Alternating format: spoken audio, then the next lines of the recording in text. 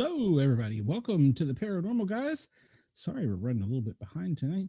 We've had some technical difficulties. So, hello, Wendell. Welcome. As some of you know, I'm still in my remote location, hiding in the Appalachian Mountains for the next few weeks until I get some things taken care of. So, we're kind of running on the backup system, but everything's running good. I've got my wonderful assistant, Cheyenne, to help me do everything. So, she keeps I me am I sane. am also hiding in the backwoods of the Appalachian Mountains, It's true. but by It's choice.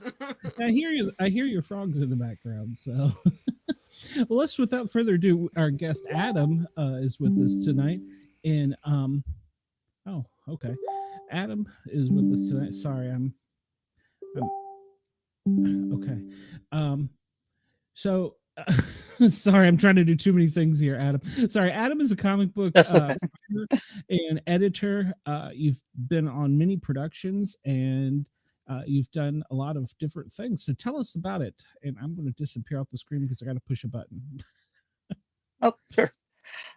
Yeah, so I'm a comic book writer. I primarily do graphic novels. I've been doing that for probably about, I guess at this point, maybe about 10, 15 years. Yeah, and I've kind of run the gambit. I started out just in college, self-publishing mini comics with friends. It's just kind of a way to avoid the real world. We were kind of seniors and didn't want to acknowledge the fact that we're going to have to get real world jobs. So we figured, hey, let's just collaborate on something and do something. So we started making mini comics, kind of self-publishing them, and like going to the school computer lab, printing out hundreds and hundreds of pages and stapling them on our dorm room floor, and handing them out, selling them at comic shops from locally, and then that kind of evolved over time into like getting short stories published in different anthologies, and then eventually, I had my first graphic novel published back in I think 2011. Yeah, 2011, and um, kind of took off from there. I've been doing it ever since. Wow. It's That pretty sounds amazing to start sounds great. off at printing them off at school and selling them that way to where it is now. Yeah, I mean, it was really, it's one of those things where it's just, it worked because I didn't stop doing it. Like, you know, like the friend who I was making them with in college, he, moved on to do other things. He was an artist. He became a graphic designer. He's done a lot of amazing things with that. And I just really wanted to make comics. So I just kept finding any person who would let me do it, like finding any artist who would be willing to collaborate with me, any publisher who was interested in my work. And I just kind of latched onto them and worked with them. And then eventually, my partner and I, we decided, you know what, this might be something that we could do too. And so we, about a few years back, I'm going to say maybe about 10 years ago, we went and we started our own publishing company, Read Furiously. And we've been doing that together where we've been, you know, publishing our own work, but also featuring work from, I think at this point we have about 30 different authors that we work with. We do everything from, fiction to memoir. We do essay collections, poetry, comics still. It's really kind of been amazing. It sounds Wow. very, very reminiscent on how my fiance got started. Him and his buddies would have little powwows in the basement, drawing each other's comic book characters and creating their own stories, and then they all went off to do their grown up crap, and he was just like, "Nah, I'm starting my life in comics." Yeah. And sometimes That's that's awesome. really all it takes is just that willingness to keep going with it.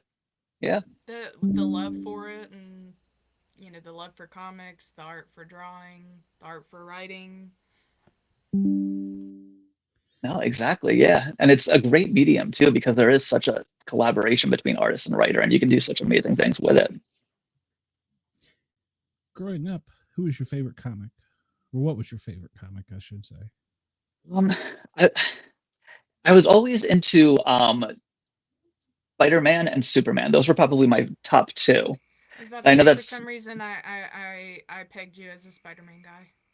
yeah, yes, yeah, no, I mean, Spider-Man, I think holds, a very special place in every, young person's heart, just because he was one of like the first characters who really was of that age. And, you never really grow out of that love for him. I think that kind of travels with you as you get older, no matter what, especially like seeing him in different iterations. Mm-hmm. I first discovered him reading the comics, and then in the 90s I would watch the cartoons, and then I got really into the Spider-Man video games, and then the movies came out, and you can always discover him in like a new medium that's always really fun to explore. Okay, so 2 questions here. Okay. Tobey Maguire, Andrew Garfield, or Tom Holland? You know what? I actually say my wife actually makes a very good point on this. Um, if you watch the Spider-Man No Way Home, Tom Holland is actually the best all-around character in terms of he does Spider-Man really well. He does Peter Parker really well. Andrew Garfield did a great job as Spider-Man, but he wasn't a great Peter Parker. And Tobey Maguire was great as an adult. Like, I never really bought into him as Spider-Man in the original Sam Raimi's movies, but seeing him as like that older, more mature version of Spider-Man, I think he really did a great job there.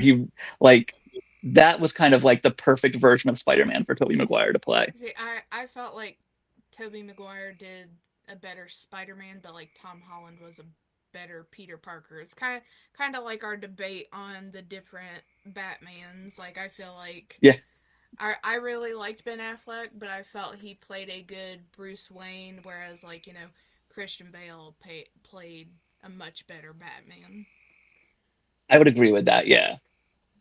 Okay, and then so favorite artist then.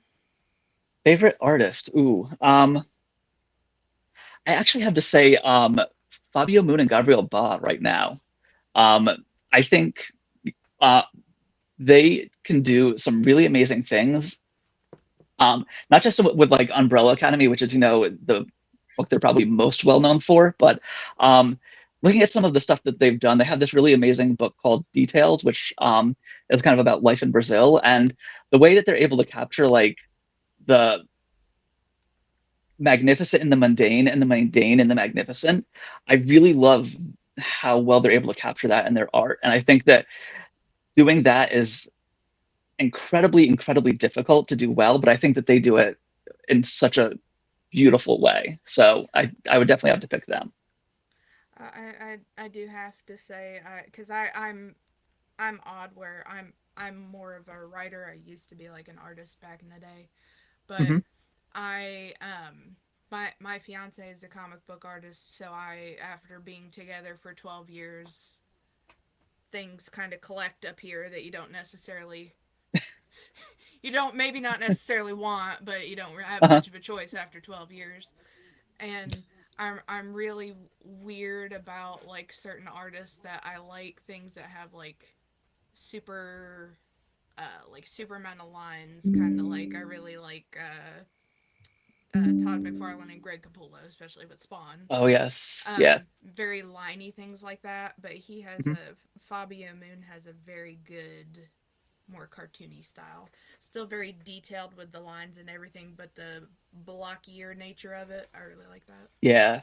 No, definitely. Yeah, and I mean McFarlane, he was drawing Spider-Man when I first discovered the character, so he definitely has a very special place. I think that what I forget what issue it was. It was the one where it was the cover was Spider-Man in kind of just like surrounded by the web. I think I had that in like the gold version, the silver version. I must have had every single version of that cover possible. I just thought it was such an amazing one that he did. And there's another one I can't for the life of me forget who did it. If I asked Travis, he would know. It's whoever the artist was that did Maximum Carnage. Maximum Carnage. I don't Oh, remember that. I know the comic, but I don't know the artist. Yeah, that was great. Oh, because I bought uh the trade of that because I love Venom and I love Carnage because anything that's Mhm. got like crazy long fingers and crazy teeth, I'm like, ooh, gimme, gimme, gimme, gimme. Yeah. Uh, I Yeah, don't know. growing up for me, it was Spider-Man and then Batman, of course, and then Yep. later I discovered Ultraman. That was kind of a weird one. And Speed Racer, but they were on TV. So Oh yes. that was kind of the ones I discovered later in life. But yeah, I've always enjoyed comics as part of my life, and I think that's awesome that you took it from childhood and you've made a career out of it. I mean, I've by trade a firefighter paramedic. I could say that maybe as a kid I might have started some fires, but I got to be an adult later and go play on the fire Yeah. engines. But yeah, that is great. And I mean, I'm trying to think what would be if you could draw any particular one of them as a child growing up, and you could go back and nostalgic do it. Do you have an episode? Do you have, or not an episode, a book that's special to you? Because I know a lot of people I talk to, they're like, oh, I like Spider-Man number 300 or whatever, and it meant something special to them, and they wanted to go back and redo it in their image. That's a good. It's funny, because there aren't necessarily any particular ones that I could say, but I definitely think that there are kind of aspects of the characters that like I would love to explore more that I don't think kind of get talked about. Like Superman, for example, is one that I always really liked, and I always felt like I would love to see a series that's much more him and Lois just in their daily lives, like not necessarily taking out the superhero elements of it, but just like showing their relationship and how they work so well together. Like I think that was one of those areas that like I really liked seeing growing up, but I never really got to see the way I wanted it to. So if I could go back, I would love to kind of have stories like that I could explore. That would be pretty awesome. I'm still here. I'm having technical difficulties, and I'm trying to get us live on Jurg's radio. If anybody wants to call in, the phone lines are open, and I think they'll work. But my camera just crapped out for some reason. 1-888-88-YERGZ is the phone number, and I'm still working on getting the stream going. So I'm in the background. So as soon as I messaged him, I knew he would know who the artist was. It was Mark Bagley who did Yes. And it's funny for me because I didn't read comic books growing up, but I was always a crazy Scooby-Doo fan. And back whenever I was younger, our local Piggly Wiggly would sell Scooby-Doo comic books. Oh, nice. So I would just be like, oh, it's Scooby-Doo. That's all I care about. But so I got the trade for Maximum Carnage, and I'm like, I'm just looking for it because I want to see all the crazy teeth. That's a good one. Yep.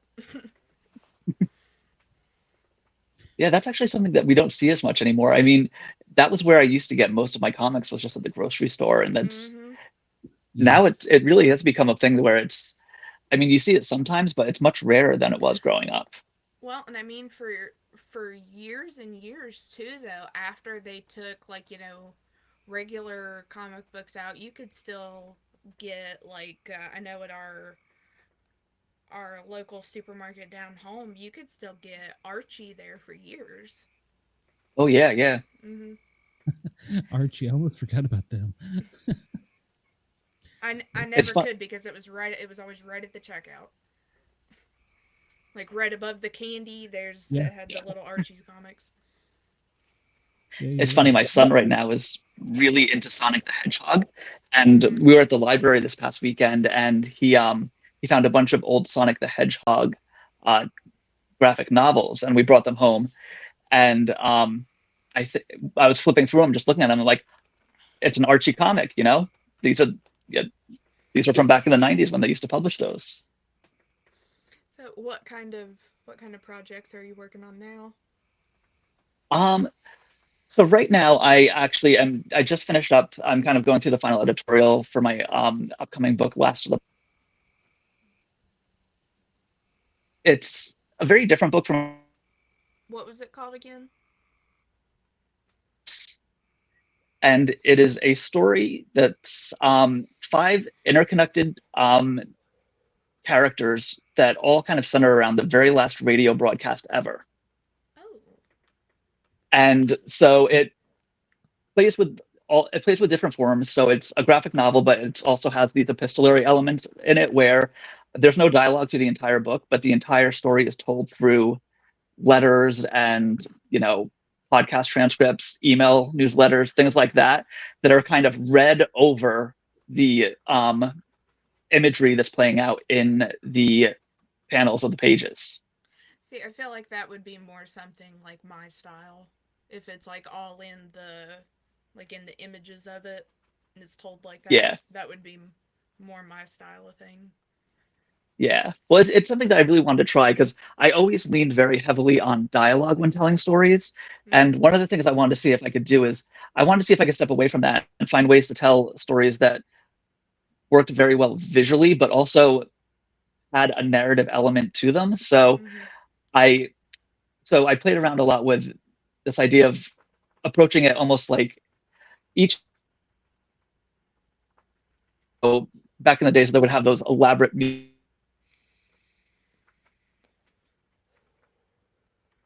over it, and you would get these kind of like two different stories of the lyrics of the song and the visual of the story playing out. And I really wanted to see if I could kind of try and capture something like that within the panels of a comic page. That's really cool. I really like the idea of that. Well, thank you. Yeah. It, that it kind of you saying that kind of gives me like an idea that it would like be really cool if you could do that, like it not be like regular dialogue through the whole thing, but more like if you set it kind of in like poem or haiku format through the whole thing. I played with that a little bit. I did one of the chapters I open up where I tried to tell an entire relationship through just song titles. Mm.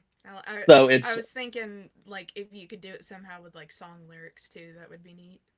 yeah. So it's like I kind of started like it starts off with the book of love, we found love, and then it ends with, love will tear us apart.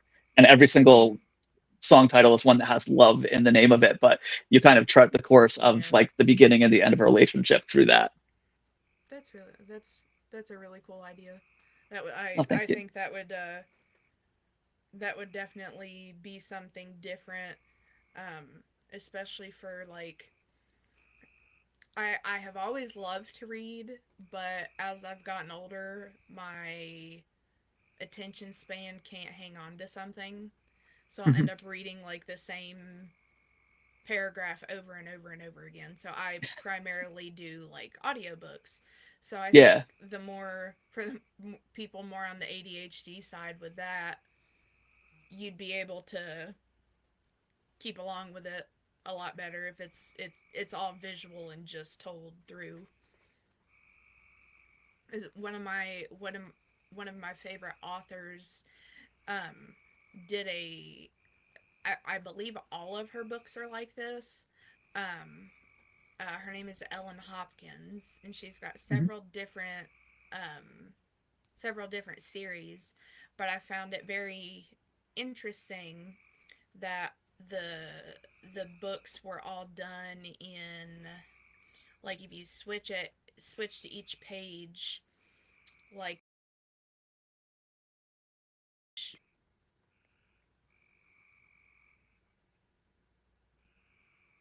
Oh, say here something, go ahead. is we. Okay. I was just making sure that we could hear everything. I have no idea what Uh, happened. I have no idea. Adam, I Actually, apologize so much for this. that's okay. I, I have not ever had it do this. This is new.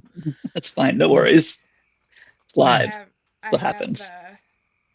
I have one of her books here, and I think it's because the book looks like it'll be very long, but like one page is just that little big of Oh, okay. Yeah. um. I always remember there's one in like the second book of this series. It's in the shape of a T, so you have to Mhm. watch how you go along and read each of them, and they're Oh, cool. almost in the Crank series is based on her daughter dealing with addiction, and Mhm. it's all poetic how she's written it. There is dialogue and different things going on there, but it's very poetry heavy, and it's just so beautifully written. Yeah. And I think that's one of the great things too, is like one of the things that comics taught me is like playing with form is just, it can be just as much a part of storytelling as Oh like yeah. the words on the page. And I think that was one of the things that really drew me to comics more than any other thing, is just like you really get to play with like visuals as much as, text. And sometimes the counterbalance between the two, like having the text complement the visual versus having there be dissonance between the two, it really just adds so much. You, the the possibilities are really endless too, because I mean, I know like whenever I'm like Travis will have me come look at something, I'm like, well, we'll do it this way because it conveys the scene better. And he's telling me that, oh, eyes and faces have to be posed a certain way to like lead to the next panel and everything, and I'm like, Yep. no, that's not the important part. People are going to know which way you got to read it. I said, but like, there's so much more that has to go into like, writing to convey an emotion or what's going on. But like in whenever you're drawing it, there's that like a big chunk of it that you can take out, because you can express how angry somebody is just in that one panel than having like 3 paragraphs explaining it. Exactly. Yeah. but And but actually, I love everything that you're playing around with, though. I think that's yeah. genius. Oh, thank you. Yeah. I remember reading once somewhere that someone said that comics is the truest connection that you can make with a reader, because with something like prose and poetry, you're limited to how well someone can interpret and visualize in their own imagination what they're reading. With something like film, you're limited to technology, what can be rendered on the screen. But with comics, because you can kind of go back and forth with the artist and work and get I it have to no be as idea close what's as going on. possible. I was just gonna run with it. Yeah. Yep. Yeah.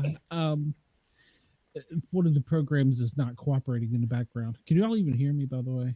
It keeps killing my camera, apparently. So, Yeah, we can Yeah, hear we, you. we can hear you. Yeah. yeah. So, we're not on Jurg's radio. So, anybody who wants to call in 1-888-88-YRGZ, the phone is still up, but the program apparently does not want to cooperate tonight. And I think that's what's killing everything. So, Gotcha. I'm so sorry, Adam. So, we're not live on It's okay. Jurg's radio, everybody.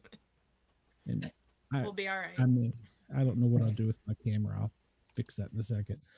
So Jeff asks, is there any book or mythology I can't talk, that you'd Pantheon. like to, that's the word, that you'd like to tackle as a That's a good comic? question.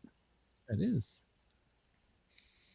Um, From Jeff, that doesn't surprise me. I think I think actually, I mean, my son has been really into Egyptian mythology lately, and it's one that I never really read about growing up. I was very into like Greek mythology as a kid, but learning the stories that as he's kind of learning them as well, I think it's a really interesting one, and I think that would be very pretty cool to explore. I don't know how I would do it, but I think that might be It's fun. funny. I was thinking like the same thing. I'm like, well, you've got Greek mythology, but then you've kind of got you're heading into Thor territory, but like the Egyptian mythology would be very interesting. I got really into that as a kid with like, how the process of like how they make mummies and everything. And I Hmm. feel like it was a I think it was Moon Knight, a clip from Moon Knight that I saw, that like that was the first thing I had seen. I think that was more into Egyptian mythology. It had a Okay. really solid concept behind it. Okay, we're all still here. It had a very solid concept, just their execution of it wasn't as good.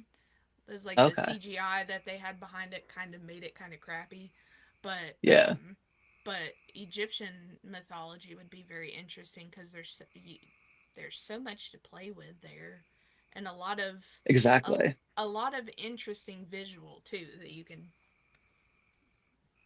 tweak and mess around with. No, definitely, yeah. And I mean the fact that they have such a rich visual history already between, Mm-hmm. the imagery that already exists, you could really play a lot with that and have fun.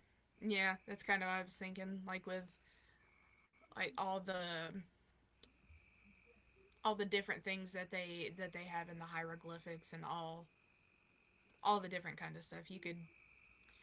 That would definitely be a project to take on of all of Yeah, Egyptian mythology, but it'd be a very visually pleasing one. it would definitely, yeah. Or even like if you went more into, or no, Greek mythology would be separate from what I'm thinking. I'm thinking Norse mythology. And Norse is more Thor, Odin, that. Yeah, that's what I was. It was just coming Yeah. back around to me. That's Oh, the okay. Greek mythology. But even if you did go into Greek mythology too, like make your own different version of Hercules, I guess would be very cool. I don't know if that's already been done, but Jeff says Egyptian is sort of Greek in Babylonian, very administrative state more than the city states. I'm not sure I what he have means by heard that. I know what he's talking about. I feel like I have heard that. Especially with all um, the different little like um, videos and stuff that are out there now of more like what explaining more about like Cleopatra's life and like what all King Tut had wrong with him, and like when they go back and uh like do the historical restoration of what he would actually look like. Poor guy. Jeff says gods with bureaucracy. Yeah, I guess pretty much. So Adam, the project you're working on right now, um, is it Yeah. completed already and out, or is it soon to be out? It it's soon to be out. We're kind of finishing the last editorial rounds right now, and so it'll be hitting shelves in October. So Okay. I'm very excited about it. I've been working on it for off and on for probably about the past 5 years now. Oh wow. Yeah, that was one of the questions I wanted to ask about. It's Gonna have pretty to big get my grubby little hands undertaking. on that. Yeah, that was one of the In the questions very I was going beginning, to ask. it was How long it I didn't takes? know what I wanted to do with it. Yeah, I mean, this came up with the title before anything else. Like, I just, I the term "Last of the Pops" came to my head, and I really liked it because "Last of the Pops" is kind of a play on "Top of the Pops," the British music Mm-hmm. show, and that was always this idea of like, the best music of the moment, the most popular songs of the week, and "Last of the Pops" almost had this like, it was almost indicative of like the end of pop music. Like, what does that mean? And so I liked that idea, and I liked Mm-hmm. the concept Well, we're behind it. I already just didn't know what it there, was going to so. be. Yeah. So basically what I did was I just I created a Word document called "Last of the Pops," and I just kind of, it sat there for a while, and it became just like this dumping ground where whenever I had like a thought about like a specific song, or I was overthinking my relationship to a particular band, I would just jot down notes on in that document, and it just became this like massive Word document of you know my random ramblings. And over the course of a few years, character started to take shape. I started pulling from other places as well, not just music. I started thinking about how when I first graduated college, one of my first day jobs, before I started getting things published, was working for the New Jersey Press Association. And I kind of watched the newspaper industry fall apart around me. And it was a situation where there used to be all these daily newspapers, all of these weekly newspapers that covered all the different parts of New Jersey, and they were just getting bought up by these big media conglomerates. And they would consolidate, they would streamline, they would, in some cases, just completely shut newspapers down altogether. And so I remember not too long ago, I was driving somewhere with my wife listening to the radio, and the prattle came on in between songs of this is an iHeart radio station, and I realized I've been hearing that term more and more and more, and I looked into it, and it was sure enough, this company iHeart Radio had bought up, hundreds and hundreds of radio stations all over the country, and they were doing the exact same thing that they were doing in the newspaper industry. So it reminded me of watching that happen in real time, and so that became one of the characters in the book, who was a DJ that, she was kind of at the top of her game amidst the height of radio, and as a result, she got a row seat to watch the actuals of these companies coming in and stripping down radio stations and cutting them down, and then exploring what would actually be those next steps that might actually happen as, we look at what streaming is going to do, the decline of record sales, things like that. Eventually something like radio is going to become antiquated. And like, we're at the point where the only place that radio really exists is in cars, and even that you can hook your Bluetooth up to. So when does that point become radio just isn't relevant anymore? And they just say, okay, well, we can stream everything. We don't need these radio towers. And so, what would that mean to a character who built their entire life, their entire personality around being one of the most popular DJs in the world, who was dependent on radio? And, what would that fallout be for her? How would she deal with that loss? So little by little, like, all of these different things started to kind of come together in this document. And then over the next 5 years, I just started playing with how I wanted it to work, how I wanted it to play out within the page.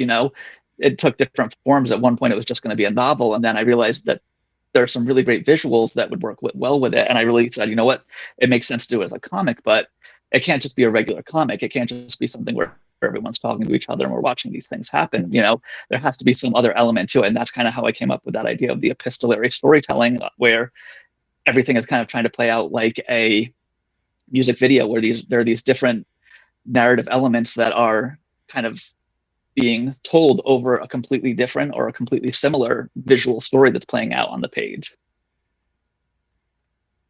I love it. But yeah, so that's my long rant about how I came to write Last of the Pops.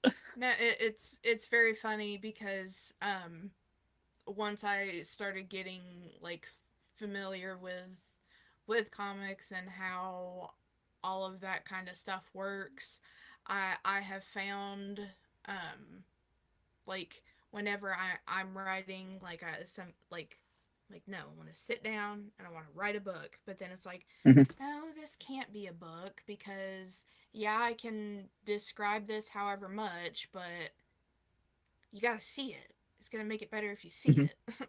Yeah, exactly. You can use however many fancy words to convey it, but it's not going to be proper unless you can actually see it. Exactly. And sometimes those emotions just need to feel real. You need to see them on someone's face in a panel in order to fully get someone to connect with them. But I love the way that you're doing it, because I feel like it very much breaks the typical norms for comics. Mm-hmm. And I feel like there are probably a lot of people out there that feel that same way, but it's like, no, I can't stray from how comics typically are, so I'm either gonna can't have my cake and eat it too. It's either gonna be one way or the other. But I feel like because that even gives me hope. I'm like, okay, well, I'm not the only one it's not that crazy of an idea. Yeah. Well, I think that's the thing too, with when I was a kid, I loved, like I said, I loved Superman, I loved Spider-Man, I loved those just regular traditional superhero comics, but I lost interest in them as I got older. By the time I was a teenager, I wasn't really reading comics. I was watching movies a lot. I was playing in bands. I was doing all this different stuff. Comics were a complete afterthought. But then when I got to college, I had friends who turned me on to artists like Marjane Strapapi, Harvey Pekar, Linda Berry, Greg Thompson, who were doing all of this very, very different stuff from what I was reading as a kid. And it was one of those times when it was one of those aha moments where I was like, oh, comics aren't just this superhero thing. You could do so much more with it.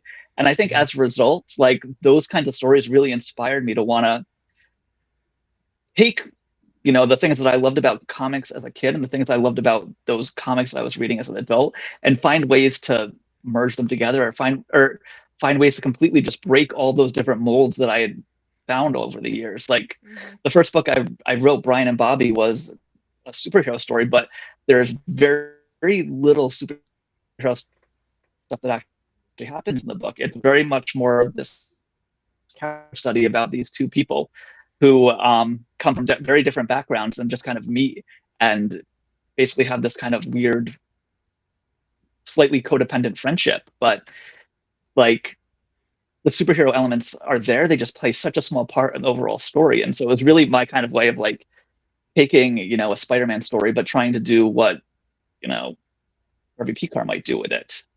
So that's always kind of been one of those things in my mind, is like, yeah, I want to make comics, but I want to make comics that, you know, I want to read, that are completely unexpected it's from a storytelling like perspective. taking comics but making them for grown-ups. Exactly. Yeah. Yeah, there was a And that's nothing like original either. There are so many people who are doing that too. there was a it was a web comic for a company called the Web Comic Factory, and it was something it was just like a little strip that I think they put out every week. It was real short, but there were so many of them that they had done over the years. And it was kind of what first piqued my interest into doing something comic related. Because when my fiance and I got together, I'm like, okay, it's comic books, okay, Yeah. whatever. Yeah, he's a comic nerd. Yeah. And I'm like, it's like I was saying, when I was younger, I used to get freaking Scooby Doo comic books. That's all I cared about. It was Scooby Doo. So Yep. I've watched the Hulk. I've watched Iron Man. I get it. But I had checked out this strip that they had, and it was called Interrelationship, and each week was just a goofy little bit about goofy things that happen in a relationship. And I was like, this is the stuff. This is the stuff I want to read. Yeah. Because whenever I like to have that, you know, serious bit of writing, but maybe have like that dark, goofy undertone, or it just be something completely goofy altogether. Yeah. Because like I have 95% of a children's book written that is "'Twas the Night Before Christmas," but it's in the perspective of my hamster. What? Yeah. That sounds fun. For the longest time I had hamsters for years whenever I was living back home, and it's all from the point of view of like where my hamster's cage sat in perspective to my bed, and it worked out like a dream. And so that's like we have a couple of different friends that have their own their own little studios, and they're like, well, y'all can send us something to go in like the anthology. And I'm like, I don't know if you want the stuff that I'm writing for your anthology, because it's gonna be silly as crap. Well, I think that was. Go ahead. No, I was just going to ask, during the COVID period, how did that affect you or any of the writing you were doing? Because I've talked to some people, and it basically made them laser focused. I wouldn't say it made me laser focused. I mean, in a lot of ways, it made it more difficult to write. Like, you know, when COVID hit, my wife and I had a 2-year-old son, and we were trying to manage, you know, all the things that we were doing in the publishing company, all of the other work that we had going on, and also kind of just making sure that we were active and attentive parents as much as we needed to. And so writing really became a chore. Like it became one of those things where we tried to find time to do it, but we couldn't always. Like admittedly though, I ended up actually writing most of Last of the Pops during the COVID lockdowns, but I wrote it like on my phone as I was trying to put my 2-year-old to bed. Like I was sitting there waiting for him to fall asleep in my arms as I was kind of like trying to write out panel descriptions and things like that on my phone. Um, so it was definitely one of those situations where we became stretched so thin that writing just wasn't as much of a priority. But oddly enough, COVID actually was something that happened during COVID, I should say, was one of the kind of the linchpins that finally helped me figure out how I wanted to approach Last of the Pops. And it was a friend of mine actually who was a stand-up comedian, and he started a podcast during the lockdown called The Lonely Jukebox.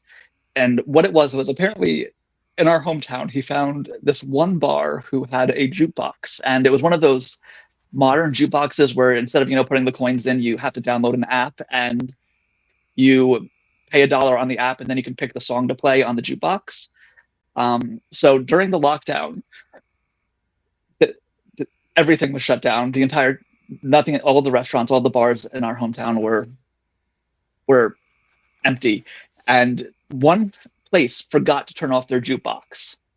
So he discovered this, and he discovered that if you go into the app, I think it was the Airport Pub and Grill or the Airport Inn or something like that.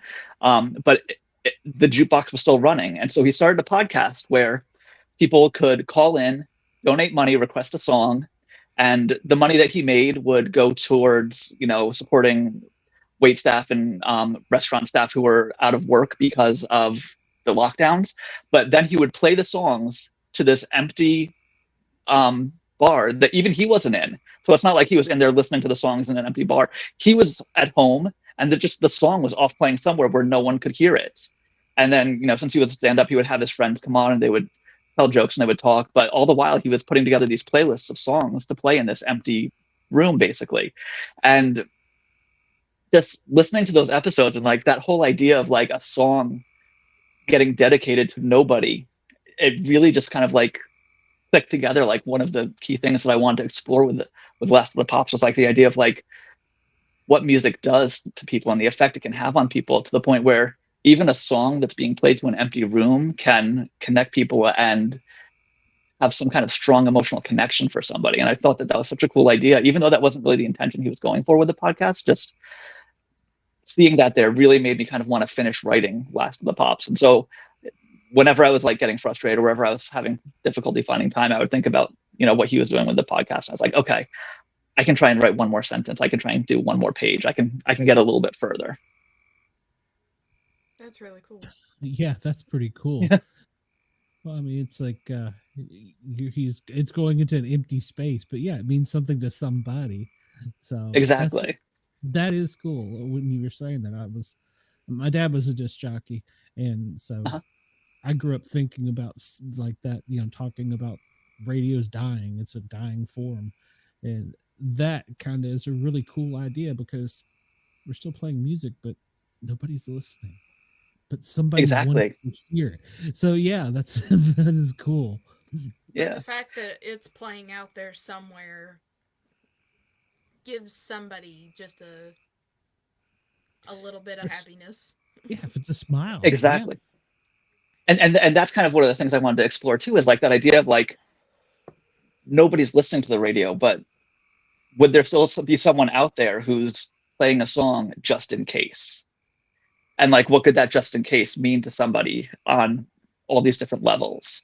So there's actually two of the characters in the book are part of a blended family, and they just move in together, and no one's really getting along in the family. The new unit just isn't gelling, and one of the kids is going to go away to a summer camp, and the older sister offers to drive him. And as soon as they get across state lines, the older sister says, "We're not going on that road. We're not going to drop you off at camp. We're going to go try and find a radio station, because supposedly one of them still exists." And so they end up bonding over trying to find a supposed radio station that's supposedly playing a song, even though at their point in the story, all of the radio stations have been completely silent for 20 years. Wow. That's pretty cool. I love that idea. I mean, Thank you. Like yeah, you equal can make a parts, screenplay like out of this. yeah, it's like equal parts heartwarming, equal parts really sad. Yeah, like equal part, like Zombieland. You know, Yeah, Yeah, kind of. yeah. We're gonna find that Well, Twinkie. that was the thing too. I wanted. Yeah. Well, I did want to write a road trip book too. That was one of the things like going into this. I was like, it would be really great if I could write a road trip book because I always loved road trip movies, road trip books. I could never figure out how to do one. So I managed to, for at least part of this book, work a nice little road trip into the story. So I was very happy about that. that is pretty cool. Can't wait till this comes out. Yeah, I was gonna say Thank you. when this comes out, you're self-publishing, but will you have it available anywhere else or? Well, it's not self-publishing. It's going through Read Furiously, so it'll be available. They'll have it available wherever books are sold. I always like to tell people, ask your local independent bookstore to get a copy of it. But I mean, you can get it on bookshop.org, Barnes and Noble, Amazon. You can get it at whatever your book purchasing medium of choice is. Okay. Yeah, a local store. And that was another question I was going to ask. I'm sorry, I've had all these difficulties. What are That's your okay. thoughts on comic book stores? Do you think, I don't want to say they're dying, but I see fewer and fewer of them, even though there's a greater selection of comics available. It, yeah. See, I think one of the difficulties with the whole comic book shop situation is that there are different types of comic book stores nowadays, and the thing that I found is, there are comic book stores who are very much like the ones that I grew up with, where they have, the latest Marvel and DC books, and that's kind of it. That's what they were successful at selling for so long, and they can't really figure out how to change course. And then there are comic book stores that are very much kind of community centers, like the local comic book shop that I go to, Final Boss Comics, over in Lawrenceville, New Jersey, which is an amazing place. And I highly recommend anyone within driving distance goes to visit them. But they have so much available, not just in terms of like what they offer, because Floyd and Griffith, the guys who run the shop, have incredible taste in comics. So they will have not just the traditional stuff that you expect to find in shops, but so many undiscovered things that like you might not know about, that it's always incredibly fun to just browse through the shelves and see what you find. But they also just do so much within the community. Like they do huge events for Free Comic Book Day. They have book clubs. They hold gaming nights. They hold all these different things, and those are the stores that I really see thriving. Those are the stores that, like, the ones who kind of understand how many people there are out there that are interested in comics, if you're just willing to kind of give them a space to explore it. And they're the ones who kind of put themselves out there, not just to sell comics, but to kind of be a welcoming place for anyone. Because for a long time, comics was a medium for outcasts. That's how Yes. comic book shops used to be. Yeah. And it's the fact that there's still those stores that are doing that, like, they're the ones that are succeeding. So we are seeing kind of a lot of comic book stores fall by the wayside, but the ones that are staying are the ones that are really kind of true to that idea, and they're the ones that are going to be around for a very long time. I hope so. Yeah, I live in Atlanta. Normally, I'm in Knoxville, Tennessee now, helping my family out. And in Atlanta, there's probably maybe a half dozen, and if I count that's a stretch. And here in Knoxville, I don't think there's but one. And when I was growing up as a kid, it seemed like, well, not only One could on you every buy them at the corner. People's Drugstore Yeah. or whatever. There was some that, and then there was one in Washington D.C. It was on Mount Vernon Avenue in Alexandria, Virginia. That place was like going into somebody's closet. I mean, it was a little tiny place. It was packed, and that was where I first discovered UK comics. And they, like you said, they had all kinds of stuff, comics I'd never seen before. I'm like, what is this? So Yeah. That's kind of how the one down home is. It's like right above an antique shop, and granted, Nice. you walk up there, and it, instead of like looking in someone's closet, it's like you're looking in somebody's attic. That's yeah, got the boxes and boxes and boxes upon boxes for you to look through, but then they've got all these like vintage toys and games and different things that you can get. Whereas I think so many of them now are more about like the collectibles and stuff. Mhm. Because there used to be one on Main Street where I thought it was really neat that they had or before they merged with the other comic book place that came in, they specifically only held like the newest, most current comics, and then you go in the other room and that was all for tabletop gaming. But then Mhm. they ended up merging with a new place that came into town, and like you could go in there and play old Sega games, a lot of different older type games. They had like a beanbag chair and you could sit there and play games like you were at home. But Uh-huh. they would also have like the new stuff, but again, like boxes and boxes and boxes for you to sort through, plus like old VHS tapes that people would like to have and collect, plus Mhm. all these. They are no longer on Main Street. They moved like about 20 minutes up the road, but their Facebook page is always posting about like all the new different more vintage things that they're getting in, and they actually get quite a lot of, because they kind of seemed to head more in the collectibles, just Funko Pops from wall to wall at one Oh point, yeah, yeah. but now they're getting more into, here, would you like this Call of Duty blacklight helmet thing? And I'm like, I don't even know what that is, but it looks pretty cool. Yeah. Yeah, I like that thought where you could go in and there's a guy that knows where everything is in that one box, Yep. And I remember, Adam, I'm sorry, we sidetracked a whole lot from where your book. That's I okay. remember going into the store. Not only did us discover British editions of Transformers, but I asked the guy, I said, well, I want to be a fireman. And he's like, oh, there's some emergency comic books. And I was like, what? I'd never heard of that. It wasn't on the Yeah. drugstore shelf. So, yeah. Let me And go in that's the why back room. I got a whole case of these back here for you. well, I think it's important.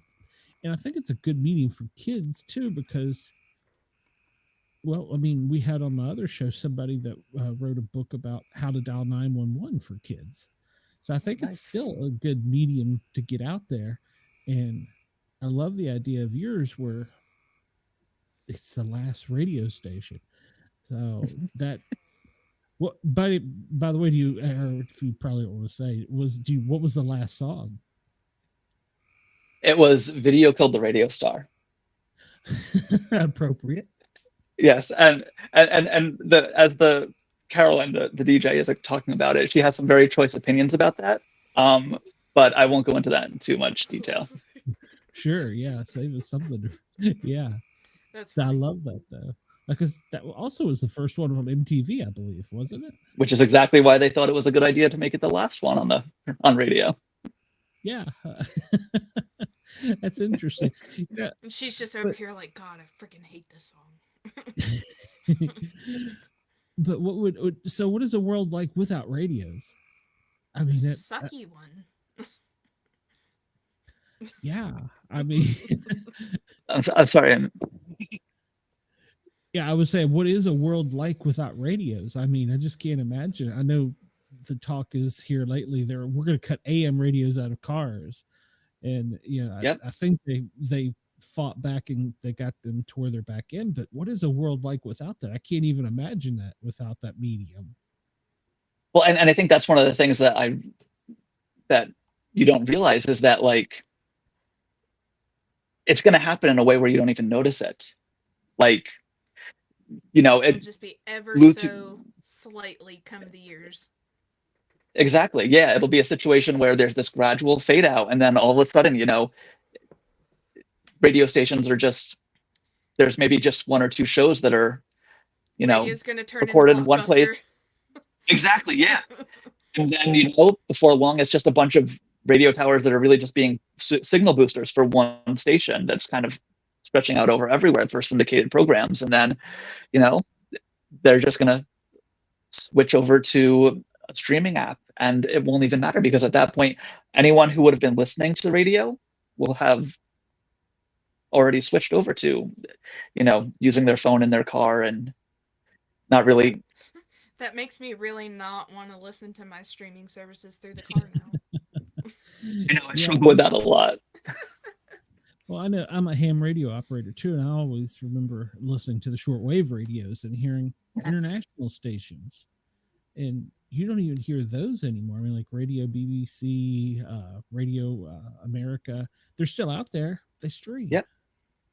Yeah, and that's actually one of the things, because over the course of the years that I was writing this book, I was also doing like a lot of different research on radio and podcasting, streaming, things like that. There's actually a website called Radio Garden, where it's a map of the globe, and you can basically go anywhere in the globe, pick a point, and any single radio station that has a stream available, you can listen to it.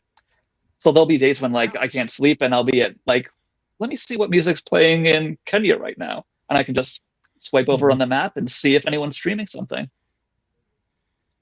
I wonder if I wonder if it'll turn more into like kind of like Thin Rock is, or where it's like all on.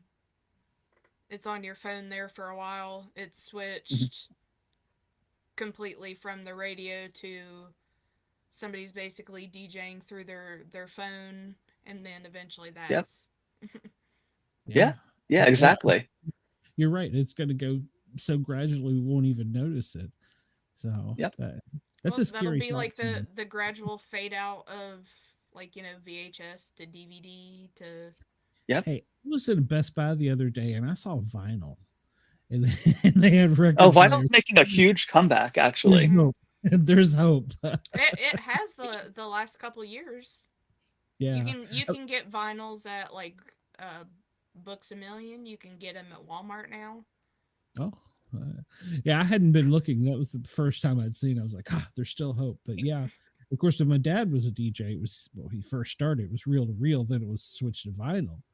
So yeah, I can't imagine a world without radio. It's a scary thought. I think I could live without the internet more than I could live without radio. And I think it's because I grew up around it. So, and that, like I said, I'm a ham radio operator, but even if that went away, that'd be scary. So, yeah. Well, I think that's the thing too. Like, speaking of vinyl, like, you know, like, it was funny because as vinyl was kind of making its resurgence, I always said, I'm not going to be one of those people who gets pretentious and starts buying vinyl records again. You know, I don't want to be one of those people. And then when my son was born, I really wanted to kind of introduce him to the music that I always loved. And so we would have like music time at the end of the day before he went to bed. And so I'd pull out my phone and I'd try and play a song. And at 2 years old, he was already like, oh, time to play on Daddy's phone. And he started tapping through songs and things like that. And I realized it was like, this isn't a good way to introduce music to him. And so I ended up going out and buying a record player and a couple records. I was like, he's not going to be able to click around on this. He's not going to be able to, you know, just fast forward through songs if he doesn't like it. You know, this will be a way that I can introduce music to him in a way where he kind of has to slow down and listen to it. So I ended up starting a vinyl collection specifically for that reason, is that the technology, you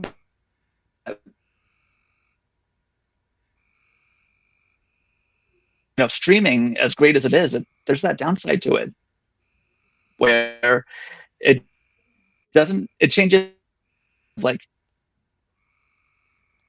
allow him to. I had to kind of take a step back and do it in a way that was much more analog, technology again. I like that. I like that approach. And yeah, I mean, well, when I was growing up, it was like, I remember my first CD. So I'm showing my age here. Yeah, I remember buying my first CD, and they were new. So, Yeah. of course, I worked at. Yeah. I'm No, guilty. I do too. I was just gonna say I'm guilty. I worked at a Radio Shack growing up there, high school. So, and they went away. Yeah, but I mean, I was yeah, but yeah, I was born of an age where I think I watched 5 different mediums for music come and go. I was born at the very tail end of vinyl when my parents still had a vinyl collection and an 8-track collection. I lived the entire lifespan of the cassette tape. I watched CDs kind of come and go, and now I'm in the midst of the streaming era. So there are albums that I have in many different formats because of that. Yeah. Here at Mom's house, I've got a whole basement full of them. So yeah. Exactly. And I love the app Radio Garden. I use that at night too when I'm and find the station. So I'm hung up on Key West music right now. There's a station in Key West very that nice. just is Caribbean music, and it's out of Key West, and it's pretty cool. So that's the one that puts me to sleep now. But nice, I'll have to check that out. That's me with my Native American pan flute music at night. Well, that's good. Which is so funny because my mom had a pan flute CD. She still has it, that she had whenever I was a kid. And I used to hate going into her room at night because I thought it sounded creepy as all get out. And then I'm like, I've got to find something to listen to go to sleep. And I love like Celtic women and that radio. Oh yeah. But I'm like, oh, okay, they're singing too loud. I can't. I'm gonna end up start singing to some of these. I can't. And then I go to the Native American music, and I'm like, dang, I really like this. I'm turning into my mother. This is all pan flutes. That's sad revelation. Doing that. And you've got kids, you understand it happens. So, Adam, I don't want to keep you all night, and I do apologize so much. I don't normally have these technical difficulties, so I don't know what the heck is going on. No worries. So I may ask you to come back, and we'll do this again. And but I do have one last question for you. Since we're a paranormal show, have you had any paranormal experiences or seen Bigfoot? I have not seen Bigfoot. I do have an uncle who insists that he saw him out in California many, many years ago. But paranormal experiences, I don't really have any official ones, but I will say that we have 2 cats. And when my wife and I first started dating, we had an orange short hair that ended up getting very sick and passing away. He was a nightmare in the most loving way possible. But he was a troublemaker. He would find different ways to destroy things, and in ways, scratching the car.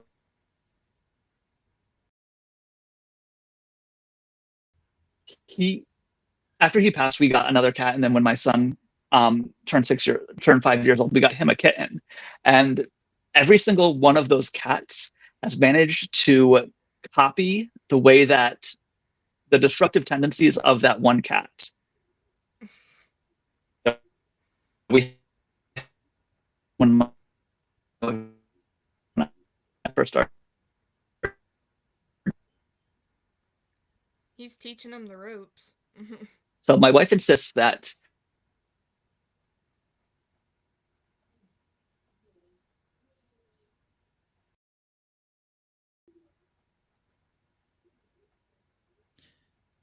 broke up there a little bit towards the end, Adam. He's frozen now, I think. That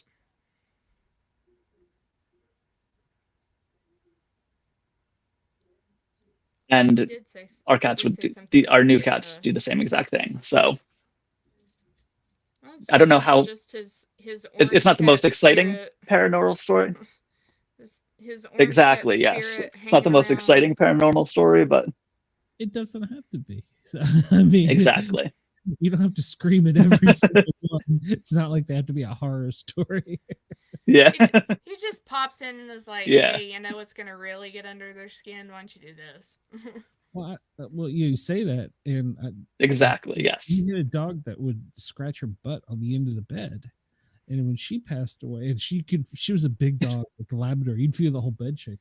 And my wife and I swore that we've been laying in bed, and we felt the bed shake like that. We're like, Oreo. There's treats out in the kitchen. Come on, we're trying to sleep. Leave us alone. Yeah, exactly. Yeah. Adam, I'm gonna let we kept you a little bit longer because of the technical difficulties. Oh, that's okay. When the book comes out, hit Let us up again. us We know. want you back on. Oh, absolutely. That'd be great. And that is such a fascinating subject. It almost scares me, the thought of the end of radio. No, but yeah, hit us up, and we will get you back on the air, and hopefully it'll be a better connection than this. So. Awesome. I definitely will. I look forward to it. Yes, sir. Adam, thanks very much. Have a good night and stay safe. I know you had some storms Yes. headed your way, so. Yep. Luckily, we're so far so good. Fingers crossed it lasts the night.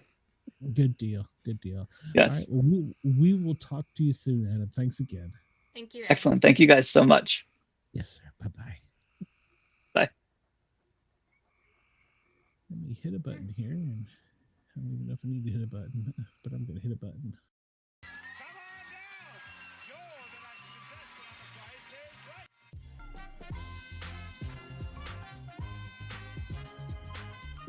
Hi, Rich Fields here, and come on down. It's time for the Sportcat Show.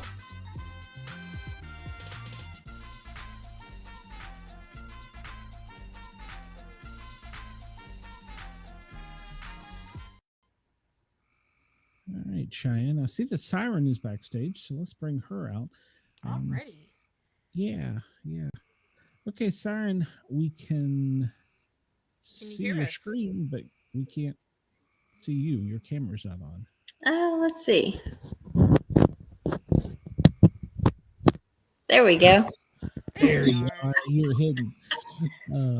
You're hiding. Syren, how are you? I know we've tried to get a special show, and then we've tried to book you in, and I'm glad you're finally here. You've got a lot of cool stuff to tell us about your life, wrestling, and even some paranormal. So, kick it off. Tell us all about stuff. I'm excited. So wrestling, I started training in 2000 in Georgetown, Kentucky with Chris Hayes with the Mountain Wrestling Association. I trained there, and they shut down for a little while to move to Mount Sterling, Kentucky. And when they shut down to do that, I started traveling with Jillian Hall, and we traveled all over the whole East Coast, everywhere. And when they reopened in Mount Sterling, I said, I can be here this Saturday and this Saturday, but not this weekend or this weekend. And they said, well, if you can't be here every weekend, then we can't use you. So I said, well, I guess I'll just have to go then. So I just continued traveling everywhere, had a lot of fun. When Jillian went to the WWE, I teamed up with Malaya Hosaka and started wrestling with her all over. Had a really great time. Worked for many promotions. Last year was in Alaska on the Air Force bases with the World Wrestling Association with the Legends of Wrestling. So that was a lot of fun. Some really good times over the years. What made you want to wrestle? Well, I graduated high school and I wanted to go into radio broadcasting.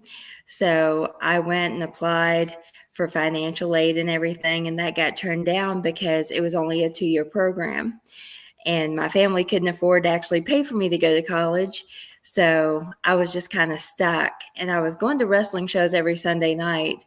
And the announcer came out and he goes, do you want to be a pro wrestler? Call the hotline. I was like, well, what else am I going to do at this point? So I went to wrestling school. Wow. Wow.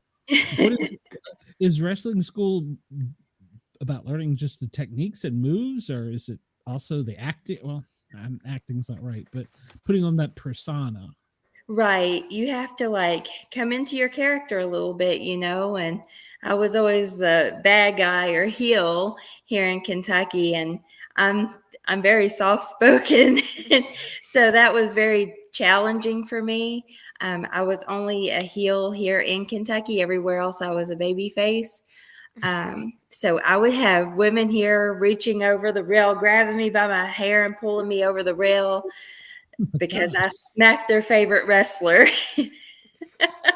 They would be waiting for me with cups of water to splash on me as I walked to the ring, just different things. But I would get them fired up too, especially in Kentucky. I was able to be really mean. I would go to the ring and teach them how to brush the last tooth they had left in their head, things like that.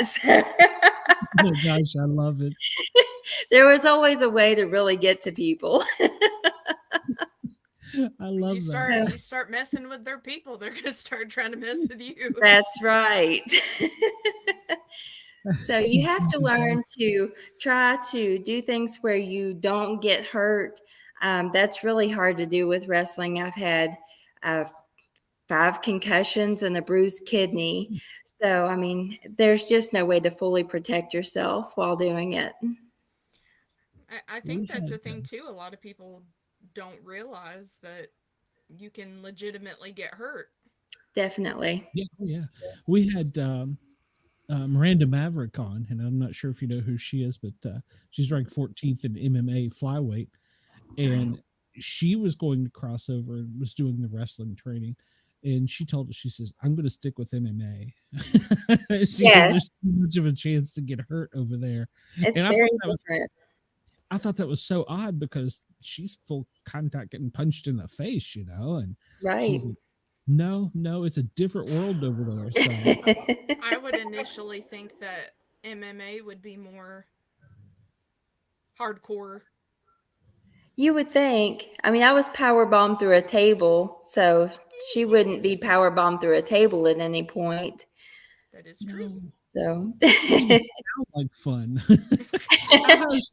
How high is the top rope that you're coming off of when you come off of it? Was it? It's pretty tall. I mean, I got really nervous coming off the top rope. I mean, I would come off the top rope if I was against a man. The one time I actually came off the top rope, I did not want to. It was a concrete floor. So if anything went wrong, I would have probably died. It's really high up. I would say from the floor, it's at least 7 feet. Oh, wow. Yeah, from the TV perspective, it doesn't look that high. Wow, no. That's higher than right. Yeah. I was thinking like 5 feet maybe at max. Yeah, you do have different rings. This particular ring was about 7 feet to the top rope from the floor. Yeah. Wow. And that wasn't the one you were powerbombed from, was it? It actually is, yes. But I was powerbombed through the table in the ring. So the table was in the ring. Okay. And then he put me through it. It was okay until the table, when it split, a piece of it came back and hit me in the face. And it busted my lip open, which made it great because blood went squirting everywhere. And they came and carried me out of the ring. It was great. Great made TV, for a good show. Just a little less great for you. Yes. Well, I'm a paramedic, and they always say the party doesn't start until the medics show up. So there you go. Wow. And I love your line about riling them up and brushing their one last tooth. That is great. There was always a way to get them worked up good. Did you have any signature moves? My finisher was the swinging neck breaker. Okay, you're going to have to explain that one for me. I don't know what that one is. So I would kick them in the gut so they were doubled over. I would hit the rope, come back, and twist and down. So I would twist their head and then drop them. Wow. That's incredible. So the visual that I'm getting from that is Mhm. that similar to Randy Orton's? It is. Yep. That's what I figured. You got it. Pretty similar. So did you? I know there's different levels, and now it's all I think WWE, and I think there may be a separate one now. But at the time when you were in, did you make it all the way to the WWE or whatever it was called at the time? I never wanted to go to WWE. That was back when they were doing like the girls were always in bikinis, they were doing pillow fights. It wasn't really wrestling for women back then. So I never had any interest in going. Okay. Less about kicking butt, more about being sexy. What was about Yes. the time? I'm not gonna try and guess your age, but I'm thinking it's probably about the time that MTV got involved with wrestling. Is what I'm thinking of. That was right after I stopped wrestling in 2005. I got pregnant with my son, and I was actually I was good friends with New Jack, and we were actually getting ready to fly to California to talk to MTV about everything. So it was right before that.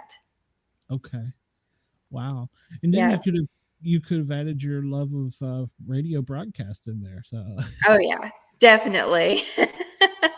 did you ever get a chance to do any broadcasting by any chance? I did not. After I had my son, I was a stay-at-home mom for 8 years, and then I went back to work and became a licensed optician. So I've done glasses for years now and work from home now for the largest lens and frame company in the world. Wow. So you don't punch them in the face, you fix their eyes. I love it. So. From one extreme to the other. I'm also an ordained minister. All right. Oh, wow. Gonna need to get you a new pair of them. Yeah. I'm not sure if you heard our first guest, Adam. We were having some technical difficulties, but he's writing a comic book talking about the last radio station, the end of radio. Yes. And when you came in saying that, I was like, wow, that's a great tie-in. So. Right. Definitely. I loved radio. My family was a country music band growing up, so I've always been involved in music. My husband is a death metal singer. So, I mean, Wow. I love music, always been involved in music. I would have never guessed that from you. But then again, I don't know that I could imagine you punching somebody in the face and doing a move. That has to be so, I don't want to say liberating, but fun. She said outside of Kentucky she was a baby face. Yes. But with the accent, I'm sure you melted hearts. So. Oh gosh, I would go to Chicago and we wrestled in this building that had a balcony, and all the guys would stand up in the balcony and laugh at me when they would put me on the microphone, and they would always find a reason to put me on the microphone so they could laugh at me because of my accent.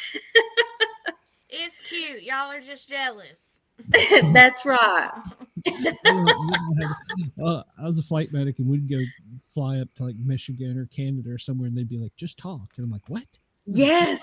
I'm like, "What the hell are you talking about? I don't have an accent. Y'all are nuts."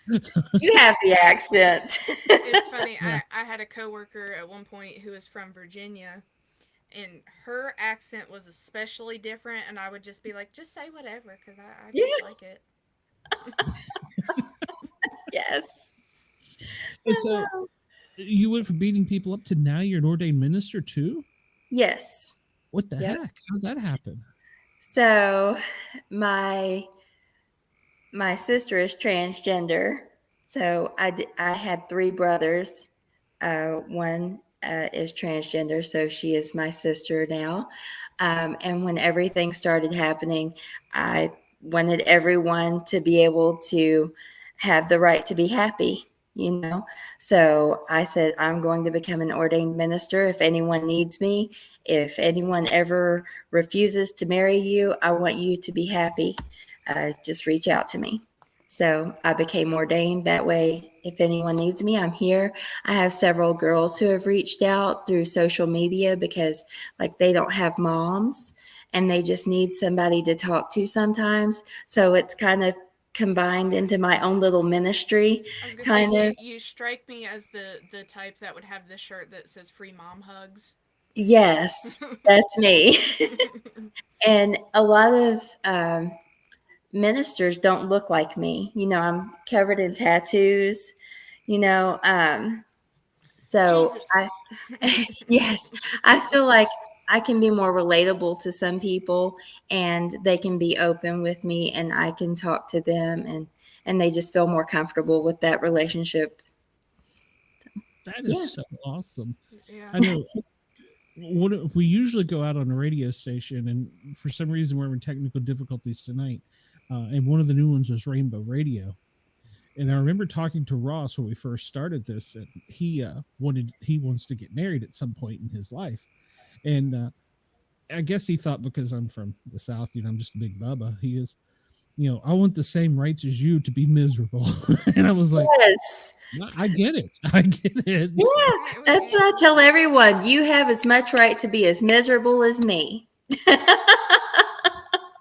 Yep. I will not take it away from you. I promise. They can come out the holler with me and be miserable out the holler in West Virginia too. Yep. Yeah. Are you still in Kentucky, Syren? Are you still? Yes. Okay. Yeah. Still here. I live in a little place called Nonesuch. It's Nonesuch place. Nonesuch. Yep. It's actually in Woodford County, where Woodford Reserve is made. Oh, nice. Yeah. Nice. So we're on the Bourbon Trail. Very nice. Something I've always wanted to do is the Bourbon Trail, to be honest. We're right on the Kentucky River. It's in my backyard. That's cool. So your full-time job is optician. You are ordained minister. Do you still do any wrestling or anything like that? Or no. do you miss it? Do you want to do it? Or I really miss it. It's very addictive. It's a great stress reliever. So I'm like, oh, I'm going to have to get a punching bag or something now and just take it out on that. Yeah, you miss it. I miss the fans. Great fans. I mean, it's the greatest fan base in the world is professional wrestling fans. Very devoted fans. Yes, I was at a show and I'm walking to my car and this kid comes running across the parking lot and throws his arms around me. And his mom's like, I'm so sorry. I'm so sorry. I'm like, it's okay. I'm a hugger too. And she was like, oh, thank you so much for being so nice. We drove 6 hours to see you tonight. And so I grabbed a picture out and signed it for him. And I was like, thank you so much for coming. Like I miss that. I miss those fans. They're wonderful. Wow, that is great, though. Well, you made a little kid's life better for a day, So, yes. Yeah. I mean, without the fans, you wouldn't have wrestling. No. And, the weird thing is, I was thinking about this the other day, is I don't watch it very often anymore, but they're all going to move it to Netflix. I'm like, I don't know if I'm enough of a fan to go to Netflix. So I'm wondering how that's going to transfer. Yeah, they're all moving all of it to Netflix. I don't watch it anymore. It's so different. Like even from I watched it back in 2010. Mm-hmm. Around that area, and even from 2010 to now, how different it is. Yeah. It's crazy. It is. My last show, they were like, what's your finisher? And I said, the swinging neck breaker. And they were like, that's not really a finisher anymore. Excuse you? Yeah, I was going to say, so yeah. You want me to try it out then? Yeah, so they were like, let's add a little something to it. So I don't know if you all remember the Stratus Factor. So I threw in the Stratus Factor, then the neck breaker, and it's like, this is crazy. What is the Stratus Factor? You're gonna have to educate me here. So you get the person in a headlock, bounce your feet off the top rope, spin, and smash their head into the mat. Oh my gosh. Yep. So then after that, I stood them up, swinging neck breaker. Oh, wow. So I'm really old when my finisher isn't even a finisher anymore. I said, well, you are more than welcome to get out here and do it for me if it's That's not right. a finisher. I mean no offense by this, but I really wouldn't want you to do that on me. It just doesn't sound like fun. Just I'll demonstrate so you can see it's a finisher. Yeah. If Bobby Dizzle was here, one of our other co-hosts, we'd volunteer him to do it any day of the week. So It's a lot He's of always fun. available. He drops in and helps us co-host occasionally, and he's always said that he's done some martial arts training. He'd love to try and get in the ring with somebody else and try it, and he's like, but I just lay on the ground in about 20 seconds. I can drop some elbows. Yeah, I would just run around the ring until I couldn't run anymore, and I'd be like, okay, you win. Oh gosh, I'm so old now. I would probably run out of breath. 2 laps around the ring, hitting the ropes a few times. I'm done.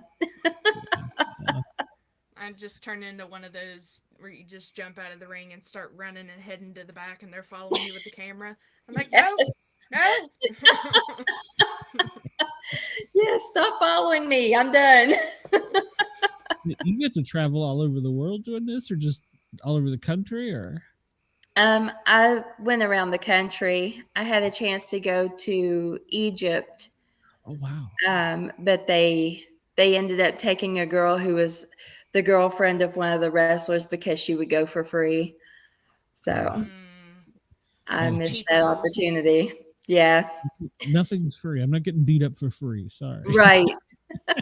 And missing that much work. I can't pay my bills with exposure. Right. Yes. That's like when you get hired with a company and they're like, oh, we're only going to pay you this much because we have great benefits. I'm like, benefits don't buy groceries. No. Yeah, I was going to ask, what are the healthcare benefits of being a wrestler? Right. Gold plan. 0. Gold plan. Sometimes you get paid with a handshake and a hot dog. Oh God. So in a room temperature beer. Right. At least sometimes it's a pitcher. Well, Where's my bendy straw? I'll take the PBR can at this point if that's all I'm getting. Yeah, it's funny. So many different places like that are like that now. Yes. When it comes to their benefits. Like, I love my pets and all, but pet insurance isn't really an incentive for me to work. Right. Yes. Their credit is good for pets. Yeah, my wife works at an insurance company, and that's one of their new things. I'm like, what? You pay $35 a month so that my dog can get a teeth brush once a year? I'm confused. Right. I'm so confused by this. Maybe I'm just getting too old. Yeah. No, even I looked into it even for ours, but pre-existing conditions. Right. Well, yeah, that's how I would be because I have a white dog. So he has like allergies. He's on allergy medicine. I would never be able to get him insurance.